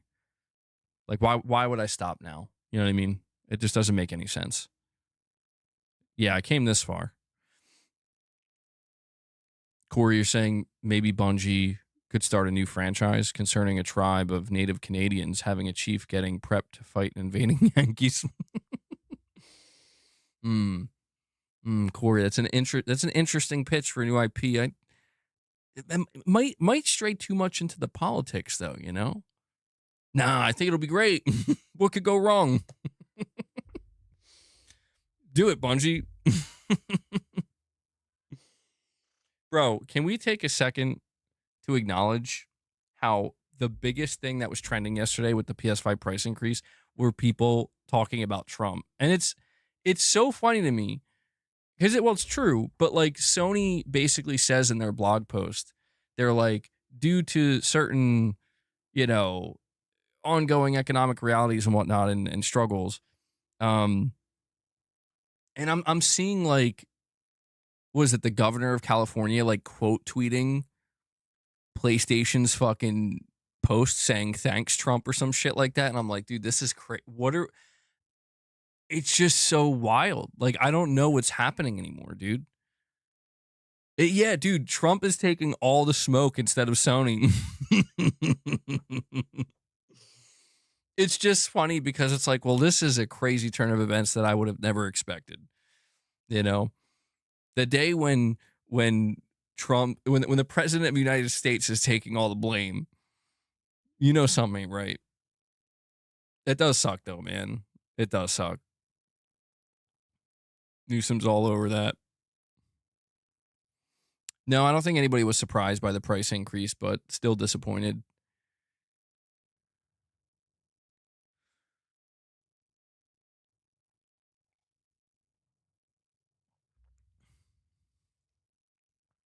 South Park is doing the Lord's work.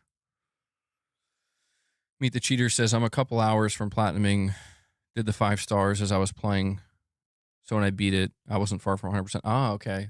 That's a good way to do it. Yeah, I basically did it the other way around. I just went through the story. I got caught up a couple times, but went through the story, and now I'm on that grind, you know? People knew who to blame long before it happened. Gaming Star says, MBG, I had to jump in, bro. It's all good. MBG, why can't people understand that I can't take bad jokes? I mean, well, that's the thing. When people ask the question, can't you take a joke? Maybe sometimes the answer's like, no.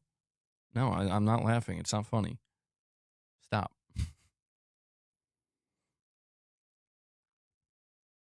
It's funny, MBG, because the pricing on GPUs is starting to go down.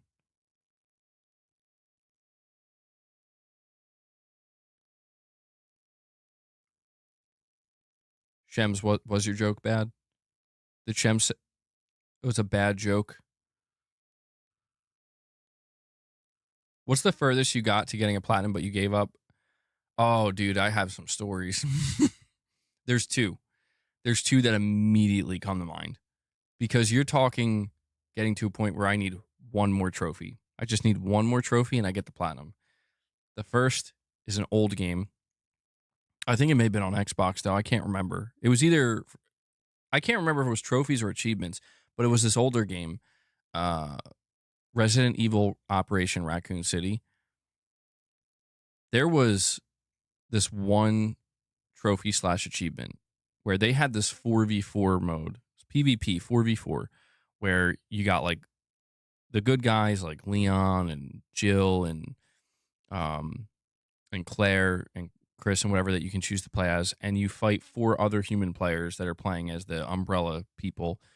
And there's like random zombies and shit all around. And there was this one trophy where you had to single-handedly kill all 4 of the other players by yourself. All 4. And I was going crazy trying to get this. Like, I got so close so many times, but it was like truly a luck-based trophy where it's like you have to hope that your other 3 teammates don't kill any of these guys and that somehow you are skilled enough to take all 4 out yourself. It was a fucking ridiculous trophy / achievement. And it just never happened. It just never happened, man. And so, you know, it was one of those situations where I just had to walk away from it being like, I guess I'm not getting it. You know? MBG, once someone told me a nasty bad joke. It wasn't funny at all. The second one I've talked about more recently, but is Mortal Kombat 1. I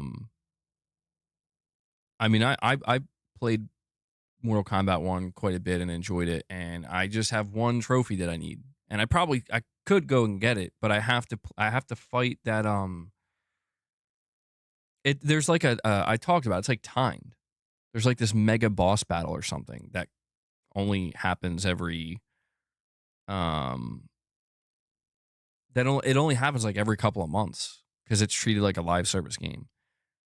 And they did put a trophy in the game. There's like 51 trophies. I have all 50. And that last one is to defeat this like mega ultra boss that only appears for like a couple days or something. And I just got pissed off where I'm like, I'm not waiting for this shit. Like, that's so stupid. Like, this shouldn't have been a trophy. I really, really, really, really, really wish developers would think harder about their trophies. Not too hard, but just stuff like this where it's like, maybe we shouldn't make this the 51st trophy. Maybe we shouldn't do that because it's like the player just has to sit around and wait for it to even be available to unlock. Maybe we shouldn't put a trophy in our game where we ask a player in a 4v4 game to solo an entire team.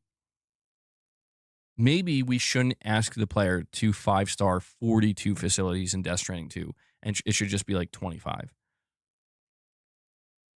Maybe we should ask the player to not collect 100% of the collectibles because we're asking them to watch a 2.5-hour guide just slowly, painfully making their way to each, through each area of the game, and maybe only collect 25% of the collectibles.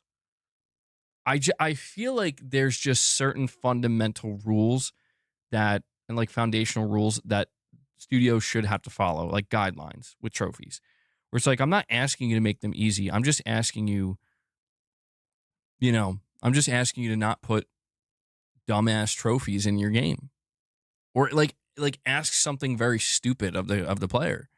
I don't like that. I really don't like that. Because it's like, you can reserve those requests, I think, for in-game challenges, right? Like there should be an in-game challenge and reward in Death Stranding 2 for 5-starring all 42 facilities that should be separate from the trophy. The trophy should only ask you to do half. But if you want to go for all 42 and 100%, there should be an in-game reward for that. That's, that for those who want to do that, you can pursue it. This is just my opinion on it, of course, but you hate speedrun trophies. Oh yeah, those are the worst. Oh my God, those ones are horrible too. I hate that shit. To me, that's almost an offensive trophy, because it's like, so you want me to not enjoy your game, is what you're telling me. You want me to play your game. You want me to replay your game and purposely not enjoy it because I'm worried about a fucking clock. I'm worried about hitting a speed run time limit. Come on, dude. Rewards in Kojima games? Not true. 51 trophies minus 1 platinum trophy equals 50 regular trophies. Yeah, well, I think with Mortal Kombat 1, it's something awkward like that. Like, it has like 51 trophies or something. Yeah, I don't know. I just wish that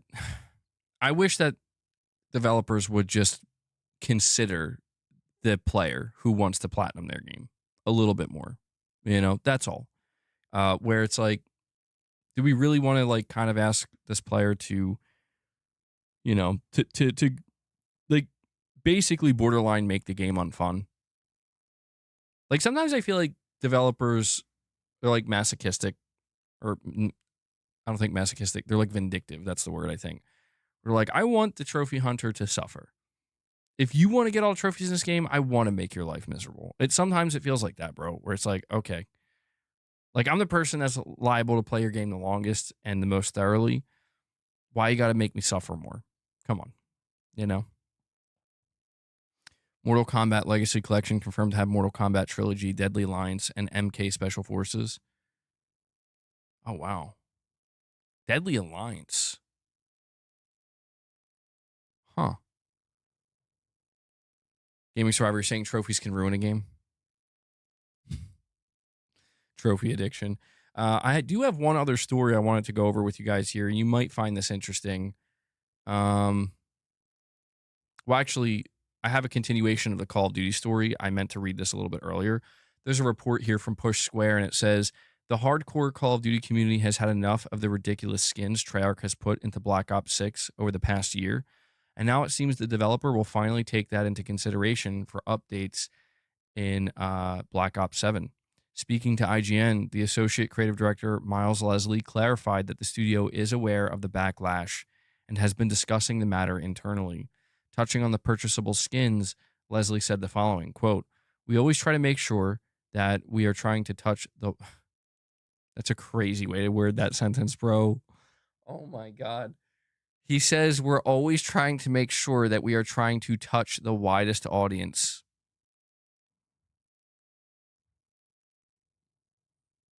Why did bro word it like that?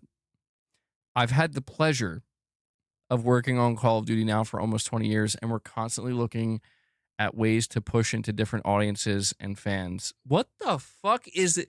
Bro, this is the craziest quote ever. What? This is the most over-sexualized quote I've ever heard from a developer. It just gets worse. And that's what you saw with that. There are fans that really love it. Bro used the term touch the widest. He says touch the widest audience.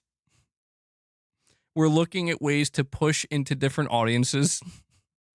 And the fans really love it. I think bro just low-key said we're trying to fuck our audience. And they love it.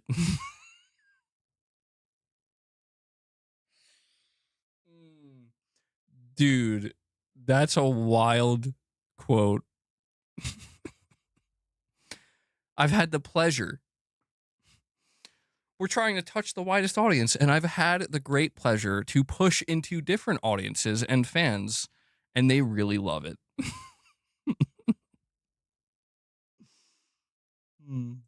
I'm sorry. That just caught me so off guard, man. What the hell? What the hell? And then just to finish it out here, it says the decision to include celebrities and media properties beyond video games has seen the likes of Nicki Minaj, Snoop Dogg, and Beavis and Butthead all appearing in Call of Duty multiplayer matches. Leslie at least admits these kind of skins may not be everyone's favorite. He says, we're going to try to calibrate that as we move forward. As I'm touching the audience and... He didn't say that. He didn't. He didn't say that. He didn't say that. I swear. I had to add that in there myself, bro.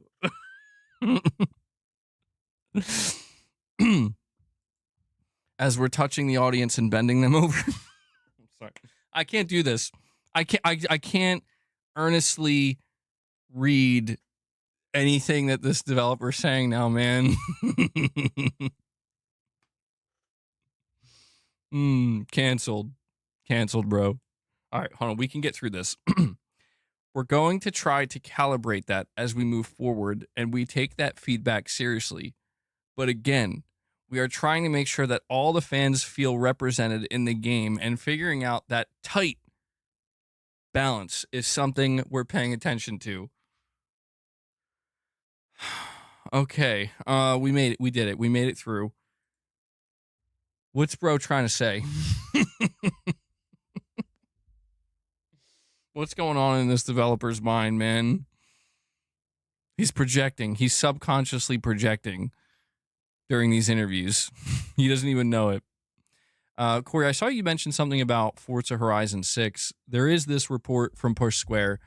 It says the next entry in the Forza Horizon series has not been announced yet, but there's already a strong chance we now know the setting for the 6th installment. According to a now deleted Instagram post from car import company Cult and Classic, a member of the Forza Horizon team visited them to take pictures of key vehicles or Kai vehicles for the next game. This kind of car, generally manufactured by Honda, Suzuki, is native to Japan. And so, yeah, this was deleted. And there have been, so I don't know. They may have just leaked out that the setting for Forza Horizon 6 is going to be Japan. And that makes sense. A lot of people have been asking for that. Bro, if you get the 49th trophy, if you want that platinum, you still need the 50th to pop the 51st. Beat the cheater, you're confusing me, man. What? Pop the plat. Oh, yeah. Wes is gone, bro. Oh, wait. Was this already leaked, Lux? You're saying the Japan setting already leaked? Did it?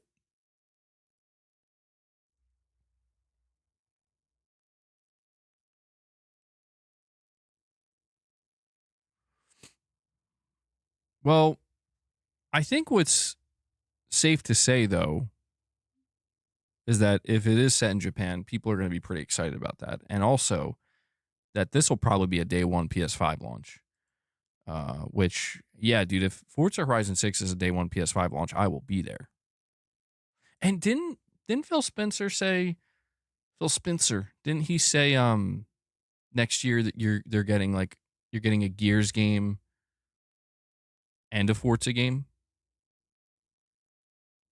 And a Halo game? Didn't he mention that?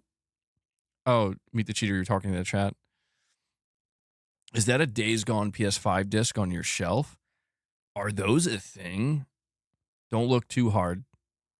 Don't look too close. Those are fake game cases, bro. They're not real. I don't actually collect physical games. I'm a fraud. I've been buying digital games for the last 7 years. See this? Fake case. Nothing in it. Nothing. It's empty. They're all empty. I'm sorry you had to find out this way. I'm sorry you're the Goons of War. Wait, do I got Goons of War on my shelf here? Hold on. It's inside the console. Well, look. See? Forza Horizon 5, PS5, baby. They only made one of these.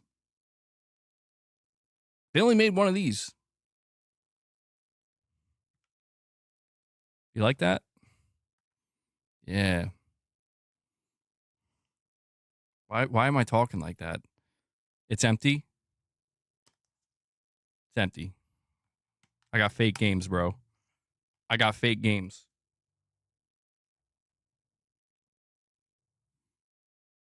No, here we go. We got I'm pretty sure I bought the wrong version though, but we got an unopened copy of Expedition 33. I'm not opening this, by the way, but you can hear the disc in there. Hear that? You hear that? You hear that? You hear disc? No. No, but see, I think I got the, I don't know what version I got. I think I got like the UK version, dude. Because it's like Peggy 18. And it did take a while to get here. I'm like, why did this take so long? Got my copy of Concord right there. I used that to get the platinum. Got Bluey. Platinum this with my son. This got the disc. So it's the only disc I own. Bluey. Only one I need, really.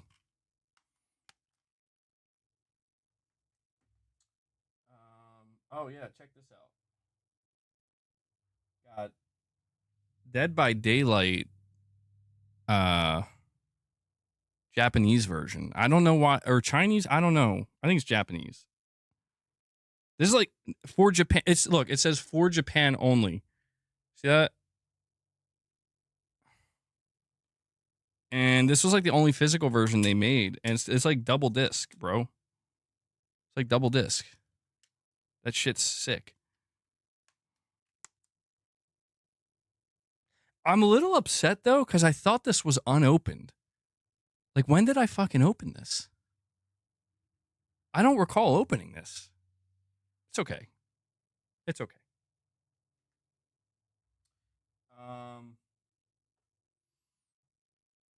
Yeah, there's not much else on here that would be a particular note, but eventually, yeah, I'll keep building up my collection over time, and we'll do like a full-blown one day.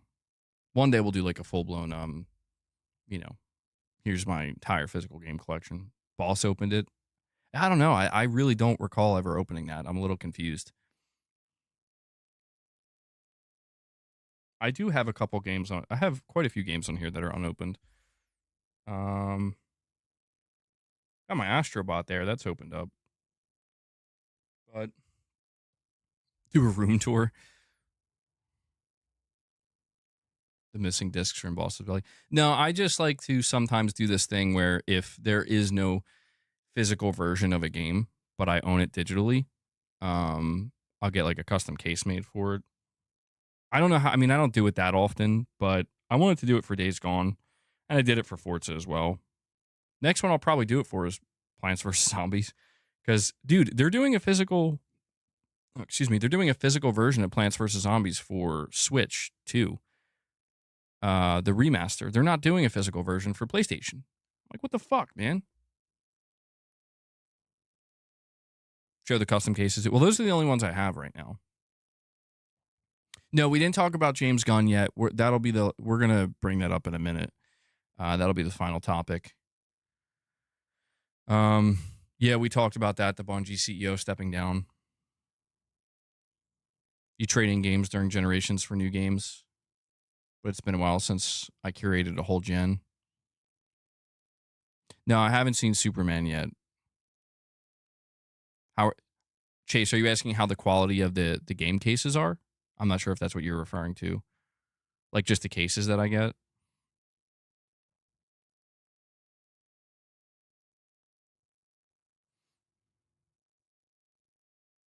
Yeah, dude, I don't know why they're doing a physical version for just... They're pretty good. I mean, like, it's pretty convincing, dude. Like, I mean, I don't know. This looks convincing to me. The back of it looks convincing. You know? Like, it looks legit. Again, I don't know why they didn't actually do a physical version. But yeah, I'm just going to have this game case. It'll probably get thrown out one day. You know, let's just be honest. It's going to get lost. It ain't going to matter. It's kind of worthless. You know, like it doesn't have any value. Like, this is the most value it has right now. Me showing it to you guys. It did its job. It caught somebody's attention. They're like, yo, is that a Days Gone PS5 case? I didn't know they made that. You know? Yeah, one day somebody's going to be, one of my subscribers is going to be dumpster diving. They find that. They're like, oh, holy shit. But we do have one more topic to discuss. It feels so weird because I'm streaming much later than I normally do. But yeah, James Gunn basically talked about the future of DC games. Let me bring it up here. So,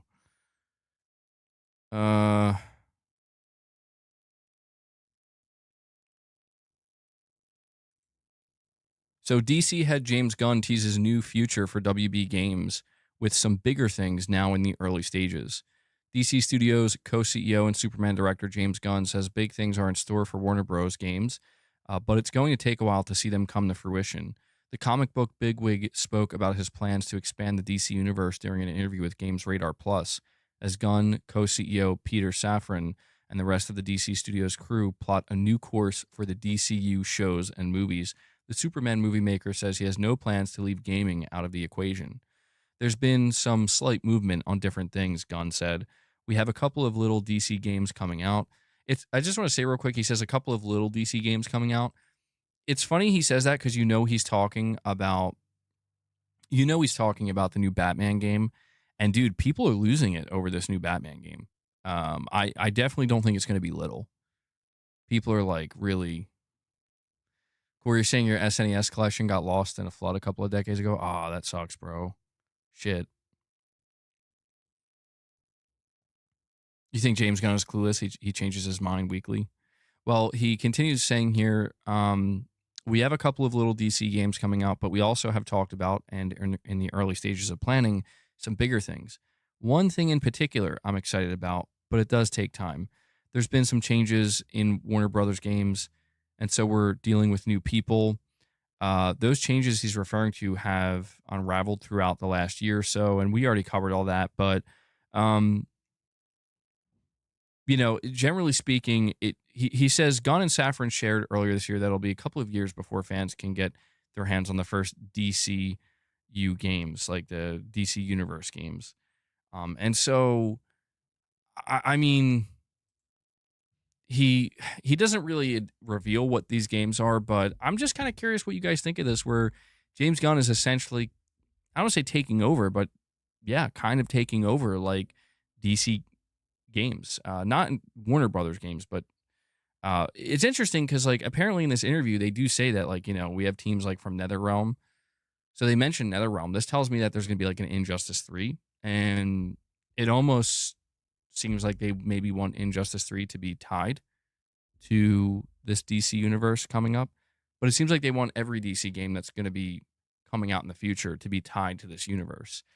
And I'm just really curious how that's going to turn out. I want to be excited. I haven't even seen the new Superman movie yet. We don't know how they're going to handle like Batman going forward, really. But Rocksteady better be cooking something worthy. Well, the last we've heard of Rocksteady is that a new Batman game was greenlit. They're working on it. And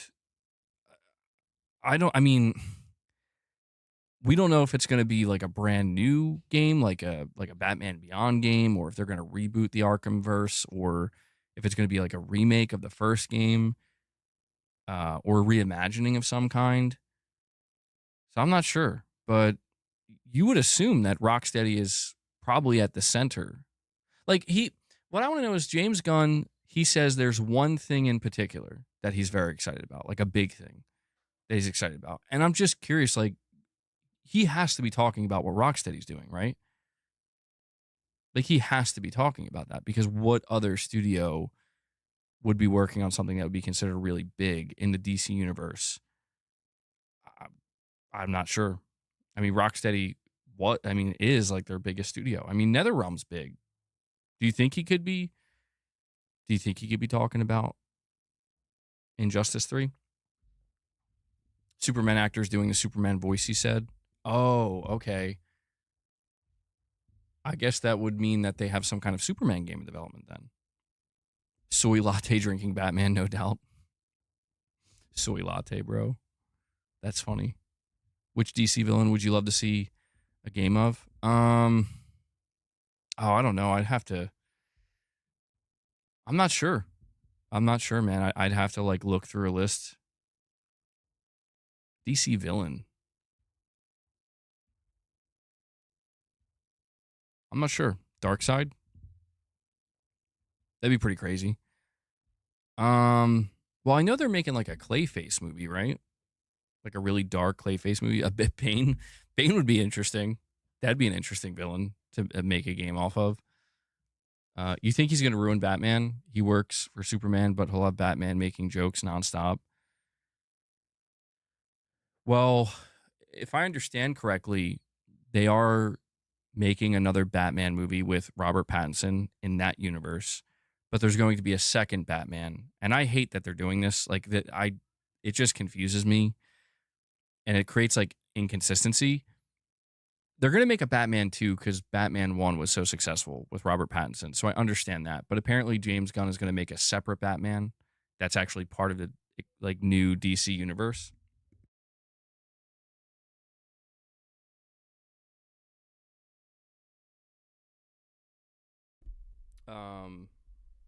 Hold on, let me try and...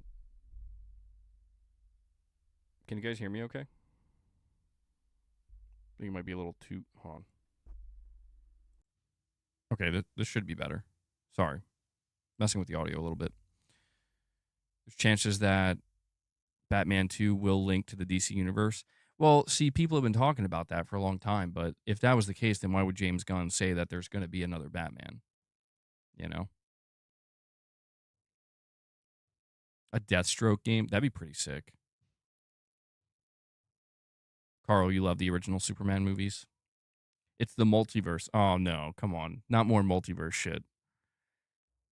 Not more multiverse shit. We've had enough multiverse. You know they'll probably do that. The Brave and the Bold. Corey, you think Insomniac's next Marvel game should definitely be a Gambit origin title? A Gambit game would be interesting.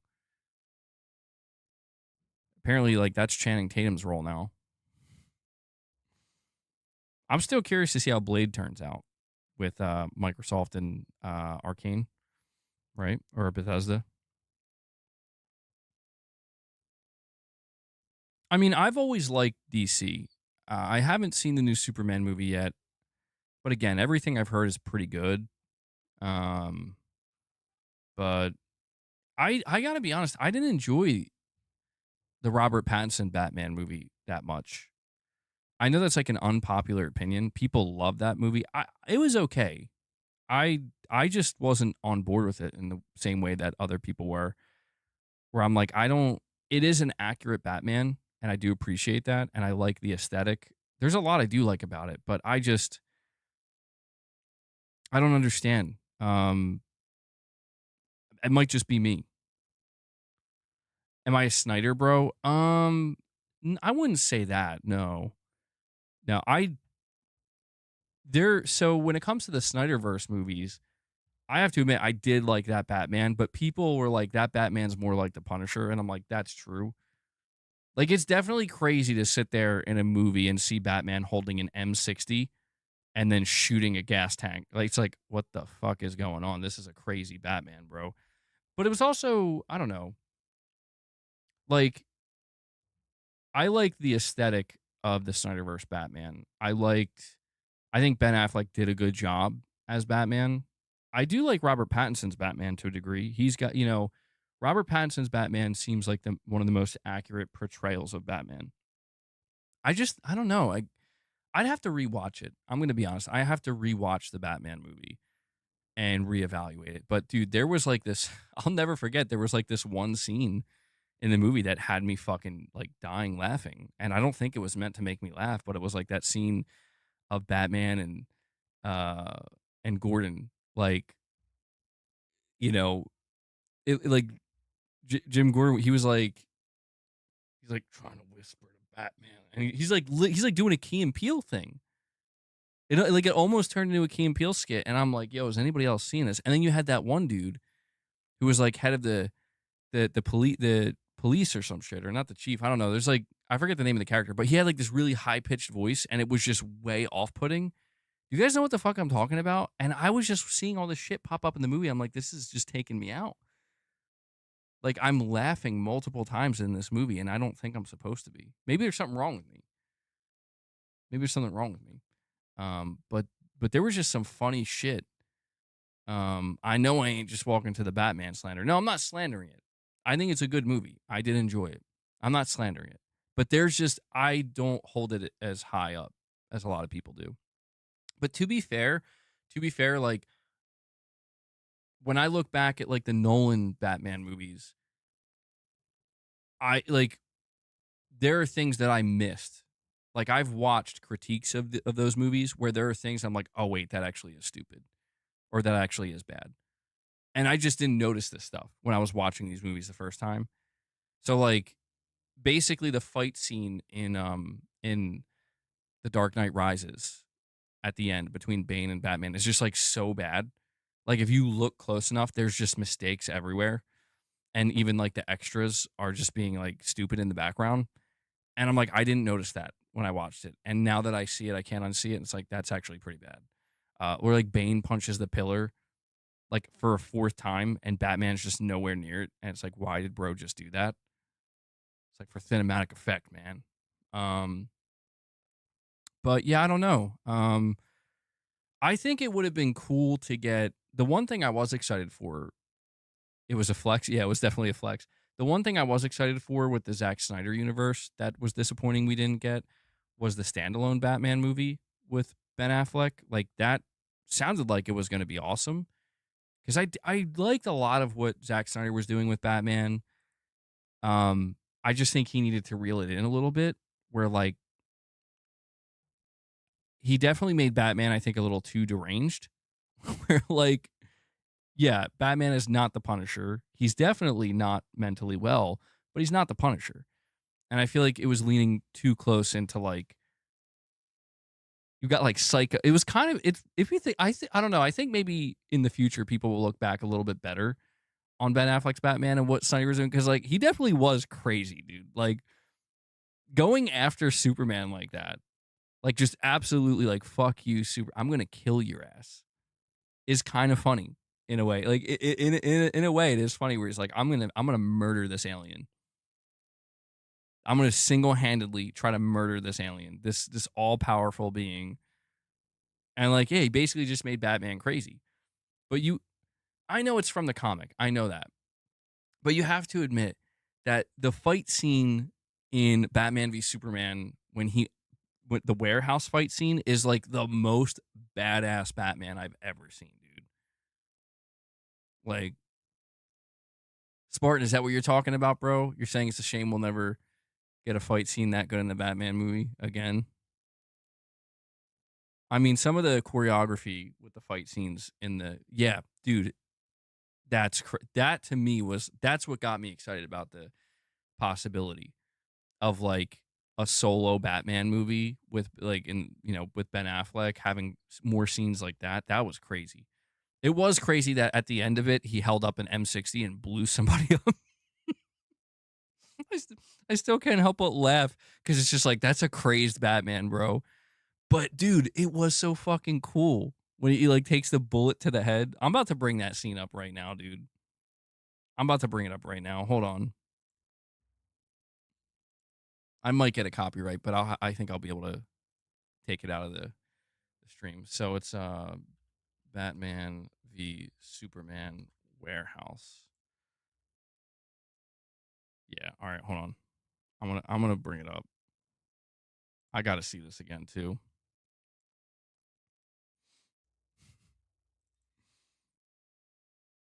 I wanna see if it's as good as I remember.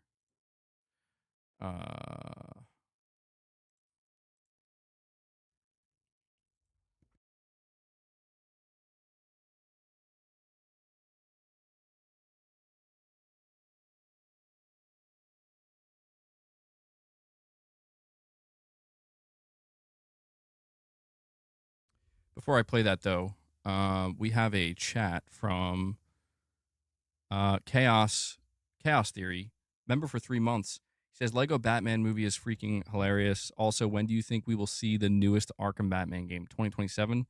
Still hoping for Batman Beyond.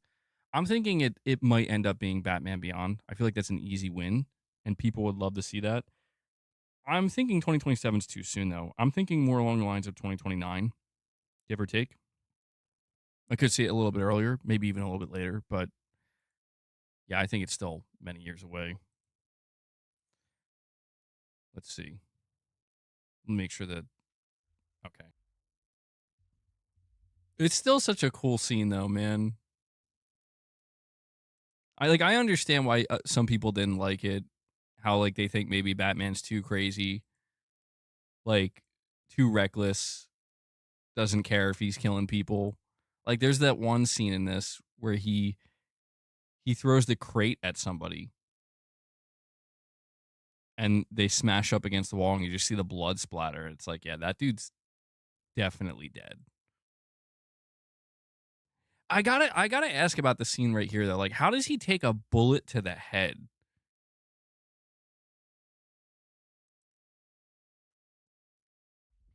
Spartan, you're saying you fucking love it. You're sad that we'll never see a scene like that again. I mean, I am curious what James Gunn's Batman is gonna be like. You know? Like, what kind of Batman? Maybe it'll take some cues from this version. You're saying Ben Affleck was done with the superhero stuff. I think the craziest thing that DC tried to do, though, in all honesty, was I think the craziest thing is when they tried to fix the Justice League by bringing in was it Josh Whedon or something? Joss Whedon, I think his name is. And they basically, that's when the whole Snyder Cut thing came in, which I haven't seen the Snyder Cut yet. But I remember watching the original cut of Justice League and be like, man, this is fucking awful. Like this is not good. So I don't know how much the Snyder Cut fixes that, but Batman v Superman was kind of a crazy movie if you think about it. Whether you love it or hate it, it's kind of a crazy movie.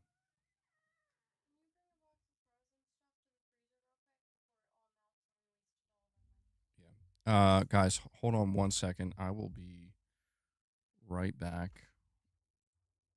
I'll be right back. I'll just leave this freeze frame of Batman getting shot in the head.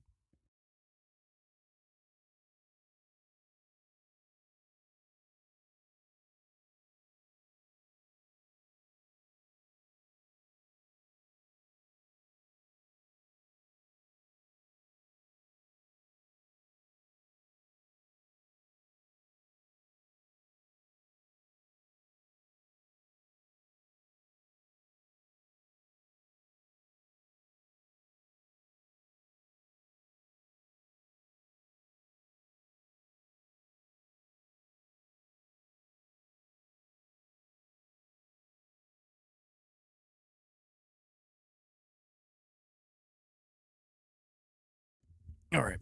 Sorry about that.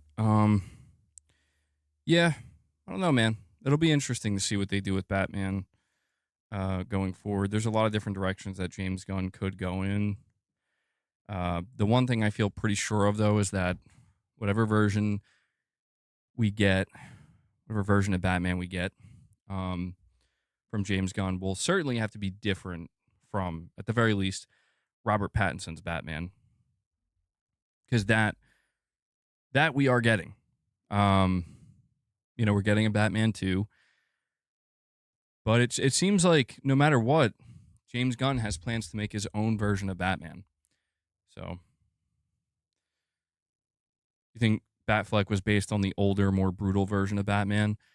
Yeah, I did like a lot of aspects of Ben Affleck's Batman because it felt a little bit more realistic in a sense where like this version of Batman seems more believable to me because I mean, I know like Batman's whole code is like no killing, and I get that, but I think it's always been kind of like totally unrealistic where it's like, well, given what you're doing and you are only a human being, there's going to be people are going to die.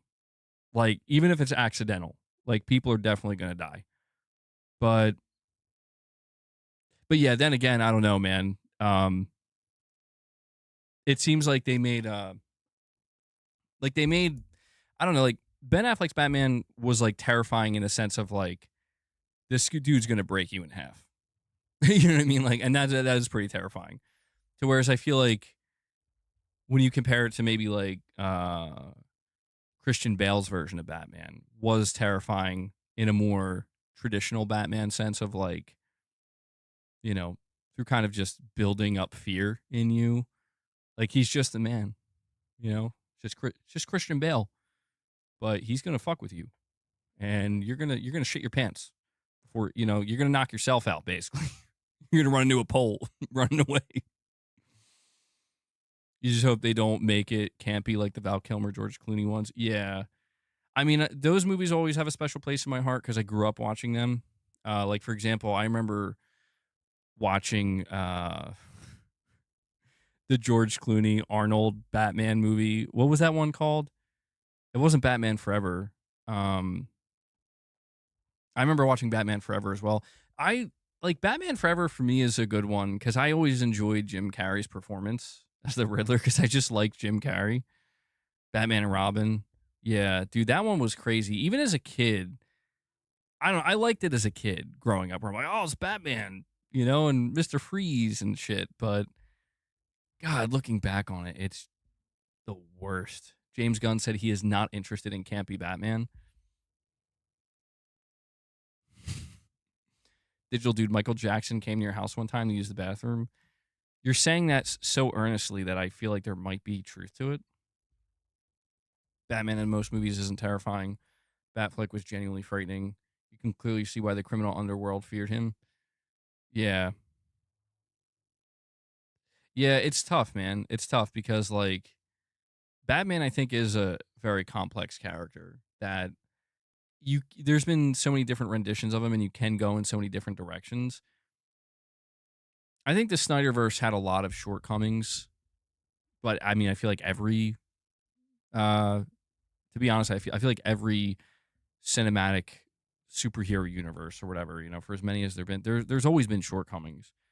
But yeah, I will agree that the Ben Affleck version of Batman, the Snyder version of Batman, was the first time I saw a Batman that's like, holy fuck, dude.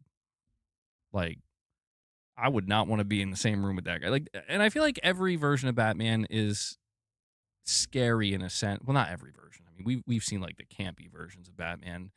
Like George Clooney's Batman was not scary. Yeah, bro's got nipples. Like, he got a nipple suit, Like, come on. Anything about like Michael Keaton. Michael Keaton's version of Batman was very good too, I think, because he wasn't like terrifying, but he was nerve-wracking a little bit, Like he definitely had this kind of essence to him, I guess you could say, where it's like, yeah, I don't know, man, bro. Like Michael Keaton was good because he did bring that sense of almost like unhingedness to Batman. That I think Batman does need that. Like he's not a normal person. He's definitely not. I like Christian Bale's Batman too a lot as well. The only thing that I would agree with people, they would say like Christian Bale's voice, like that forced voice that he used, was not good. I can agree with that. Looking back on it, I didn't care. Or like when I first watched it, I didn't care. But the more I watched it and the more it became kind of like, hey, you know what? That's kind of, it's a little rough. It's a little rough. You know what I mean? Like this is the best we could come up with. But always been a huge Batman fan though. Always loved Batman. Adam West was an excellent Batman, dude. He was, Adam West, the OG. Batfleck wasn't scary. Did you not see him in The Flash? I actually didn't. I actually didn't. No. I kind of fell off, I'll be honest. Once I saw that the Snyderverse was going to basically fall apart, I'm like, I guess I'll just wait to see what was next. And I saw The Rock was trying to take over, and I'm like, oh, God, what's happening?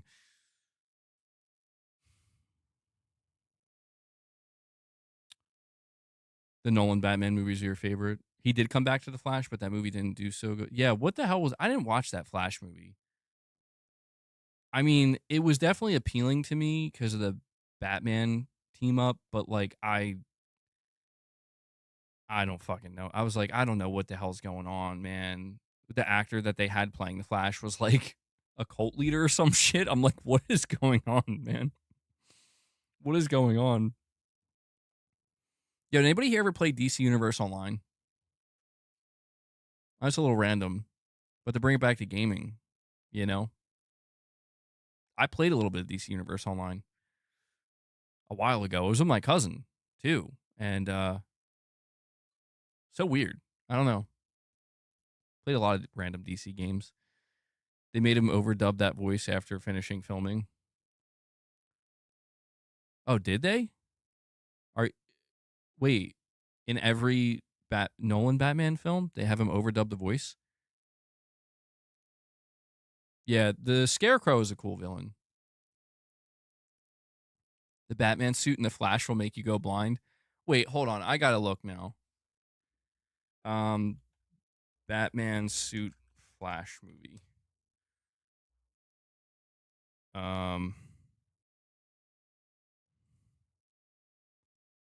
What the fuck? Dude, is this real? Okay, this is kind of a cursed image. Hold on. I wonder if it'll let me bring it up. It's always finicky with this.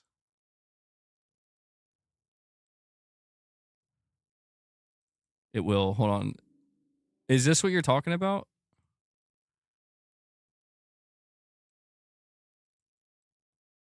I mean, that's a bad suit. What the fuck is going on with this? Why didn't they just stick with the original? The original one that he was wearing looked awesome. This looks cursed. The Flash suit doesn't look good either. Very, very weird. I don't know, man. This Flash movie seemed totally cursed. Michael Keaton coming back is why I watched it. That's what was tempting me to watch it. Maybe I will get it at some point. The Flash suit was CGI. Oh, man. God damn, dude. You're saying the Flash movie wasn't bad, but it wasn't anything to write home about? The Flash nerfed the MOS villain so badly. Just a very average movie. Well, yeah, that's a lot of crotch. I didn't even notice that. Holy shit, bro. That is crazy. Dude, that's actually fucking nuts. What is going on there, bro? I didn't even see that the first time. Oh, no. No. Absolutely cursed, man. Ben Affleck just... Oh, so wait, you're telling me he had to show up? He didn't even want to be part of the Flash movie? He was contractually obligated? Dude, is that true? If that's true, I gotta see a scene. Because he's struggling, bro. He's like, I don't want to fucking be here in this goddamn suit right now. I don't know what this has turned into, bro. Man of Steel. I actually enjoyed Man of Steel quite a bit. Again, it's a movie that, like, when I listen to people's critiques, I'm like, yeah, I see where you're coming from. But I can't deny that when I went to the theater to watch it, I enjoyed it. And I am curious to see how the new Superman is. Man of Depression. I don't know, man. Maybe that's why it appealed to me a little bit more. I totally understand, like, the criticism where people are like, dude, Superman's supposed to be the most optimistic, positive superhero out there. And you got, like, Man of Steel, he's like in this... In a way, it made... I don't know. I guess I enjoyed that version of Superman as well because it felt a little bit more relatable. Not maybe as accurate, but, it spoke to me a little bit more. But I am curious to see how I feel about the new Superman because apparently bro saves a squirrel in this movie. And I'm like, yeah, I guess that does sound like a Superman thing to do. What suit did Michael Keaton wear in the Flash movie? Didn't he wear his classic suit? You think it's better than the new Superman? But the new Superman movie's still pretty good. I've seen, like, a bunch of clips of the new Superman movie, and I haven't seen anything that I disliked. There was this little clip I saw from the new Superman movie where Superman goes on this little speech to to Lex Luthor. And people were like, "This is cringe." I'm like, "Well, that seems exactly like what Superman would say, in exactly that way. Like Superman is a little bit cringe, like that's but in a good way, where it's like, yeah, man, that's the Superman we want. We want that." And to be fair, I think like, yeah, I mean, you could tell that Zack Snyder definitely wanted to go, and he went in a more darker direction overall with the DC universe. And I guess I didn't have such a problem with that because I'm like, yeah, I like that shit. But I also understand why people are like, bro, why am I seeing Superman ripping Batman's heart out? Like evil Superman ripping Batman's heart out. What the fuck's going on? He made Jesus Superman. All right, Luna. Time for your treats.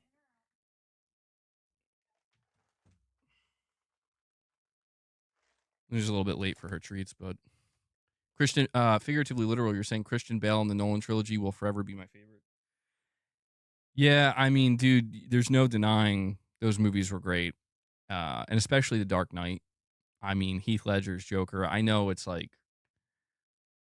it's probably like overkill at this point, but there's just no denying that it's fucking awesome. Dude, Christian Bale, such a great actor, man. What happened? Where is he now?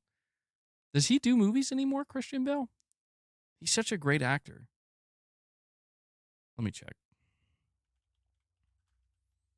What's Christian Bale up to these days? He's 51 now. What upcoming movies? You know what? To be honest, though, there's a lot of movies he's in that I haven't seen. Upcoming. So there's 3 upcoming. The Bride, Frankenstein's Monster, post-production. That's for next year. Madden, Al Davis. Dude, he's what? In production, he's playing Al Davis in a movie about John Madden? Yo. Okay, I'm going to have to see that. That's kind of crazy. Why didn't I know about that? And The Church of Living Dangerously, John Lee Bishop in development.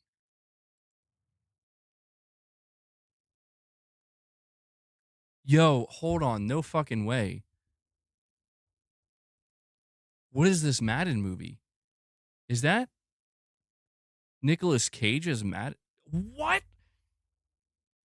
Why am I just finding out about this now? There's a movie, a biography. After being forced into retirement by the Oakland Raiders, fiery former NFL head coach John Madden teams up with a mild-mannered Harvard programmer to rewrite his fading legacy by building the world's first football video game. And it's about the game. Director David O. Russell. Stars Nicolas Cage and Christian Bale. Yo. What? I had no idea. When does this come out? When does the Madden movie come? I think it's coming out next year. Oh, dude, I'm all over this. That's crazy. Did you guys know about this? Dude, that will be peak. I can't, dude, Nicolas Cage's John Madden is wild. You guys did know about it. Tell me there's a trailer. There is a trailer, isn't there? This is crazy.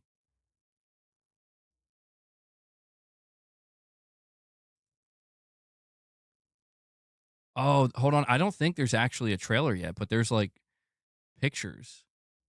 Like behind the scenes pictures. Yo, Christian Bale's looking crazy as Al Davis.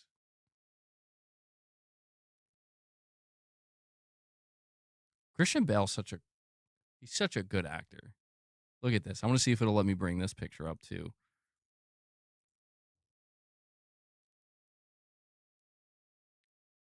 So there's no trailer yet. It's even crazier to me that it's about the Madden game too. That's even crazier. Hold on. Let me see if I can bring this up. You got to see what Christian Bale looks like here.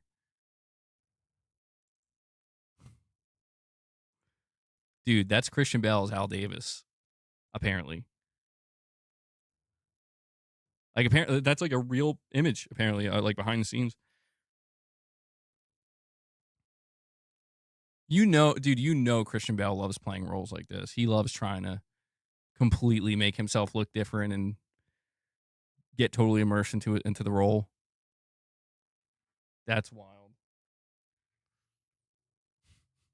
I gotta hold on. I have to show you. I have to show you Nick Cage as John Madden, though.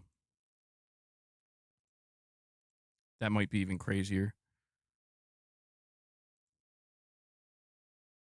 Oh, come on.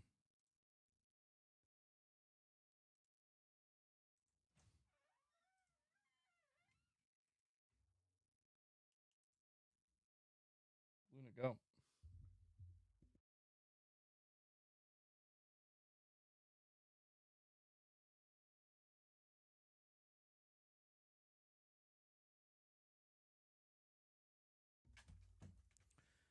Nicolas Cage did play Ghost Rider. Yeah.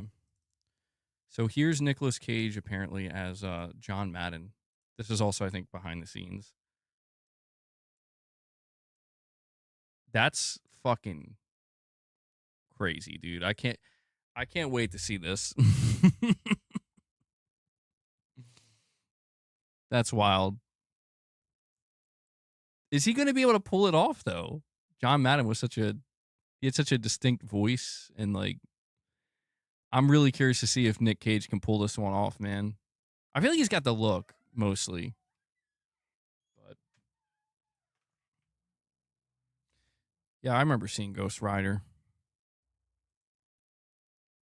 Could you imagine Nick Cage in the DC or the MCU right now as Ghost Rider? Yeah, I agree with that, Ansel. You're saying Nicolas Cage has such a distinct face. It doesn't matter who he's playing. You're always so aware that it's him. Agreed. Yeah. But I kind of like it. I don't know. He has the energy. Yeah. I did see Long Legs. Yeah. I saw that in theaters. And I mean, that was probably the only time where I saw Nick Cage in a movie where I'm like, okay, I can kind of believe this is not Nick Cage. Because it definitely, you have to look closely. Keanu Reeves is Ghost Rider. I'm surprised Keanu Reeves hasn't entered the MCU yet. But they have a Keanu Reeves he's going to be in a Constantine 2. He played Constantine. So I guess he's more like DC. Constantine's DC, right? Pretty sure. Well, no, you're saying definitively he is. Is that like a rumor that he's going to play Ghost Rider? Oh, I got to look this up. Keanu Reeves Ghost Rider. While there have been strong fan desires and discussions about Keanu Reeves taking on the role as Ghost Rider, he has not officially been cast as Johnny Blaze in the MCU. Despite this, there's a lot of excitement. So nothing official yet. But yeah, I mean, you could see him or even Norman Reedus. Apparently, Norman Reedus is another one. That could. Didn't Keanu Reeves go on record saying he wanted to play Batman? Let me see. Speaking of Batman, Keanu Reeves has expressed interest in playing a live-action Batman, particularly an older version. And he has voiced Batman in the animated film DC League of Super Pets. While he acknowledges Robert Pattinson's current portrayal, Reeves has indicated he could see himself in the role in the future, perhaps when a more mature Batman is needed. What do we think? Could we see Keanu Reeves playing an older Batman? That's a tough one, dude. I'll be honest. I love Keanu Reeves. I don't know that I could see him as Batman. I'm not sure. You think he could do it? I mean, he's proven in like a movie like, you know, like the John Wick series that he can play a very kind of stoic badass. Oh, I don't know. I'm trying to think of like a line he would say as Batman. You're not ready for this. Bella Ramsey says she wants to play Spider-Man. Oh, Jesus. No, man. You think Keanu's good when he doesn't talk? I've always been a huge Keanu Reeves fan. He's always been like one of my favorites.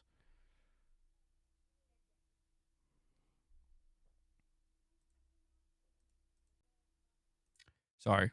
I hit the cord again. My bad. Thank you, Irfan. Irfan's on top of it. I never saw 47 Ronin. I think that was when his career was kind of like on the ropes, but John Wick like revived it, I think. Yeah, I don't know, man. Keanu Reeves. Let me see. Is there any? There has to be like fan art of Keanu Reeves as Batman. I gotta see what that looks like. Well, apparently he did. Yeah, he did Batman in that DC Super Pets movie or whatever. Okay, I'm just seeing like these awful AI renditions of Keanu Reeves as Batman, and it's just not. It's not even remotely good, bro. Like these AI renditions are terrible. I'm not even gonna bring them up. All right. Oh wait, hold on. There's at least like one good one here, or at least it's kind of good. Let me see. No, that's still pretty awful. Yeah, no, I don't know. I don't think I could see Keanu as Batman. I just don't think I could do it. As a huge Keanu Reeves fan, I don't think I could see him as Batman. All right, Meet the Cheater, you're heading out. Yeah, I realize we just hit the 3-hour mark, and it's getting kind of late. But that's my fault because I streamed later than normal. But to be fair, though, I thought for sure there was no chance there was going to be a stream today. So the fact that I was even able to Matrix 5 is apparently a thing. Yeah, we don't talk about 4. I don't think Keanu Reeves will be involved, right? With the next Matrix. I think they're like going to reboot it or something. I don't know, man. I think it's like a cursed series now. First movie was incredible. One of the best movies ever made. The 2 sequels were pretty good too. I enjoyed them. Not as good, but they were good. 4th movie was a fucking dumpster fire, bro. Oh my god. I don't want to think about it. I don't want to think about it. But guys, I think this is going to be. It's 1:30 in the morning where you're at. Damn, bro. Steven Seagal's Batman. Hell yeah. But yeah, this will be a good place to wrap it up, guys. It's been, it's been kind of slowing down a bit here in August, as I think you guys can tell. So I'm trying my best to keep the content flowing. Again, I do apologize for dropping the ball on the members content this past week. We'll see what we can do. We'll see if I can do something tomorrow. See if I do a regular stream tomorrow. Just kind of be on the lookout. Make sure you have notifications turned on. Yeah. Yeah, that's really fucking sad. Unico. Yeah, that I saw that today. That actually really depressed me. I don't know how many Mastadon fans we have here, but the guitarist of Mastadon, although he in March of this year, after 20 years with the band, they split. Brent Hines, the guitarist of Mastodon, he died apparently yesterday in a motorcycle accident. And apparently it was not his fault. It was from a BMW that failed to yield and basically just like made a turn when it shouldn't have. And he hit the BMW and died. So, you know what? I think I got to do this though before we go. I have to do reps. You know what we're gonna do? I'm probably not gonna do the whole song because it's a long song, but I'm gonna play the ending of this one song where it's off Mastodon's latest album, and the guitar solo from Brett Hines is incredible. Yeah, it's really depressing, dude. Like this year, I don't know. I'm like getting more emotional or something as I get older. I don't know. Like shit just hits me differently now. And I just saw that today and I was like, I think what made me so sad about it is like he was clearly somebody who struggled and he was having a major falling out with the band. It's just sad. It's just sad. So we're going to get some reps in because we hit our goal of 50. and I'm gonna play that. I'm gonna play the ending of it though. It's a long song. Fuck it. Should I just play the whole song? I don't know. I feel like I might not do it justice if I don't play the whole song. But Mastodon's a great band. It's a song off their last album called, it's the last song on their album. So I guess this would be technically like the last solo that he recorded for Mastodon. The song is called Gigantium.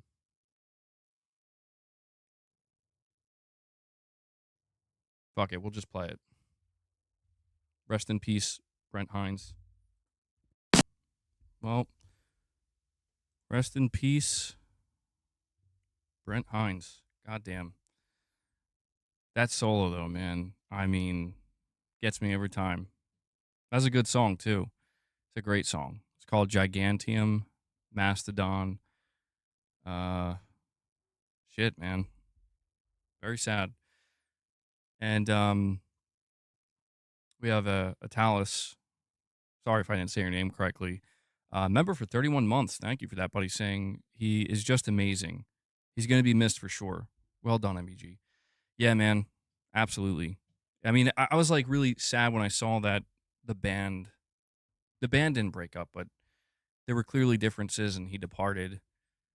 And I was like, all right, well, I guess it happens, you know? But damn, to see him die in such a tragic way, you know, just like 6 months later or whatever, in a freak accident. I don't know, man. 2025 has been a rough year so far. So, but yeah, great song, great band, great guitarist, and yeah. Rich, oh God. But of course we have Rich Rod here. Rich Rod, bro, your fucking timing. I'm over here having like an emotional moment, and Rich Rod's like, not on my watch, MBG. Hold on, let me see. Will it play it? God. Fucking trying to end the stream on a nice note.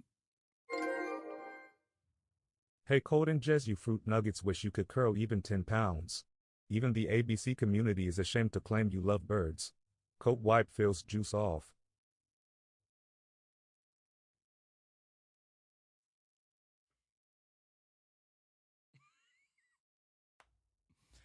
Rich Rod has to bring us right back, dude. That emotional intermission. Oh, God. Rich Rod, thank you for the $2 donation. We're going to need 5 more memberships tomorrow or as soon as we do the next stream, because that was cursed, bro.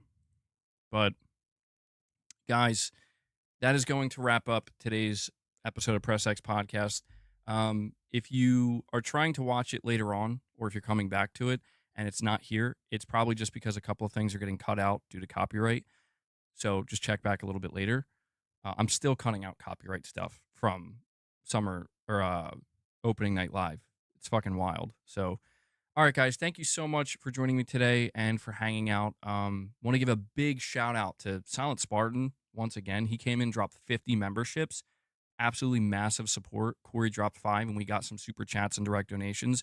So thank you to everybody who contributes. I'm only able to do this because you guys make it possible. Even during slower, you know, times like this, the dog days of summer, you're still showing up, still supporting. So, yeah, it sucks, man. It sucks, Ryan. I was shocked when I saw it today. I'm like, what the fuck, man? But, all right, guys. Also want to give a big shout out to Devil Shooter, who does the timestamps for the streams. If you guys see Devil Shooter in the comments with those timestamps, give him some thanks, show him some love. I know he appreciates it. And yeah, hit that like button on your way out. And we may or may not be back tomorrow with another stream. The Metal Gear reviews are dropping, so we'll probably stream and check that out. And yeah, so please enjoy the rest of your day. I'm gonna go get some dinner, and yeah, thank you guys so much. So I'll catch you in the next one. Until then, take care, everyone.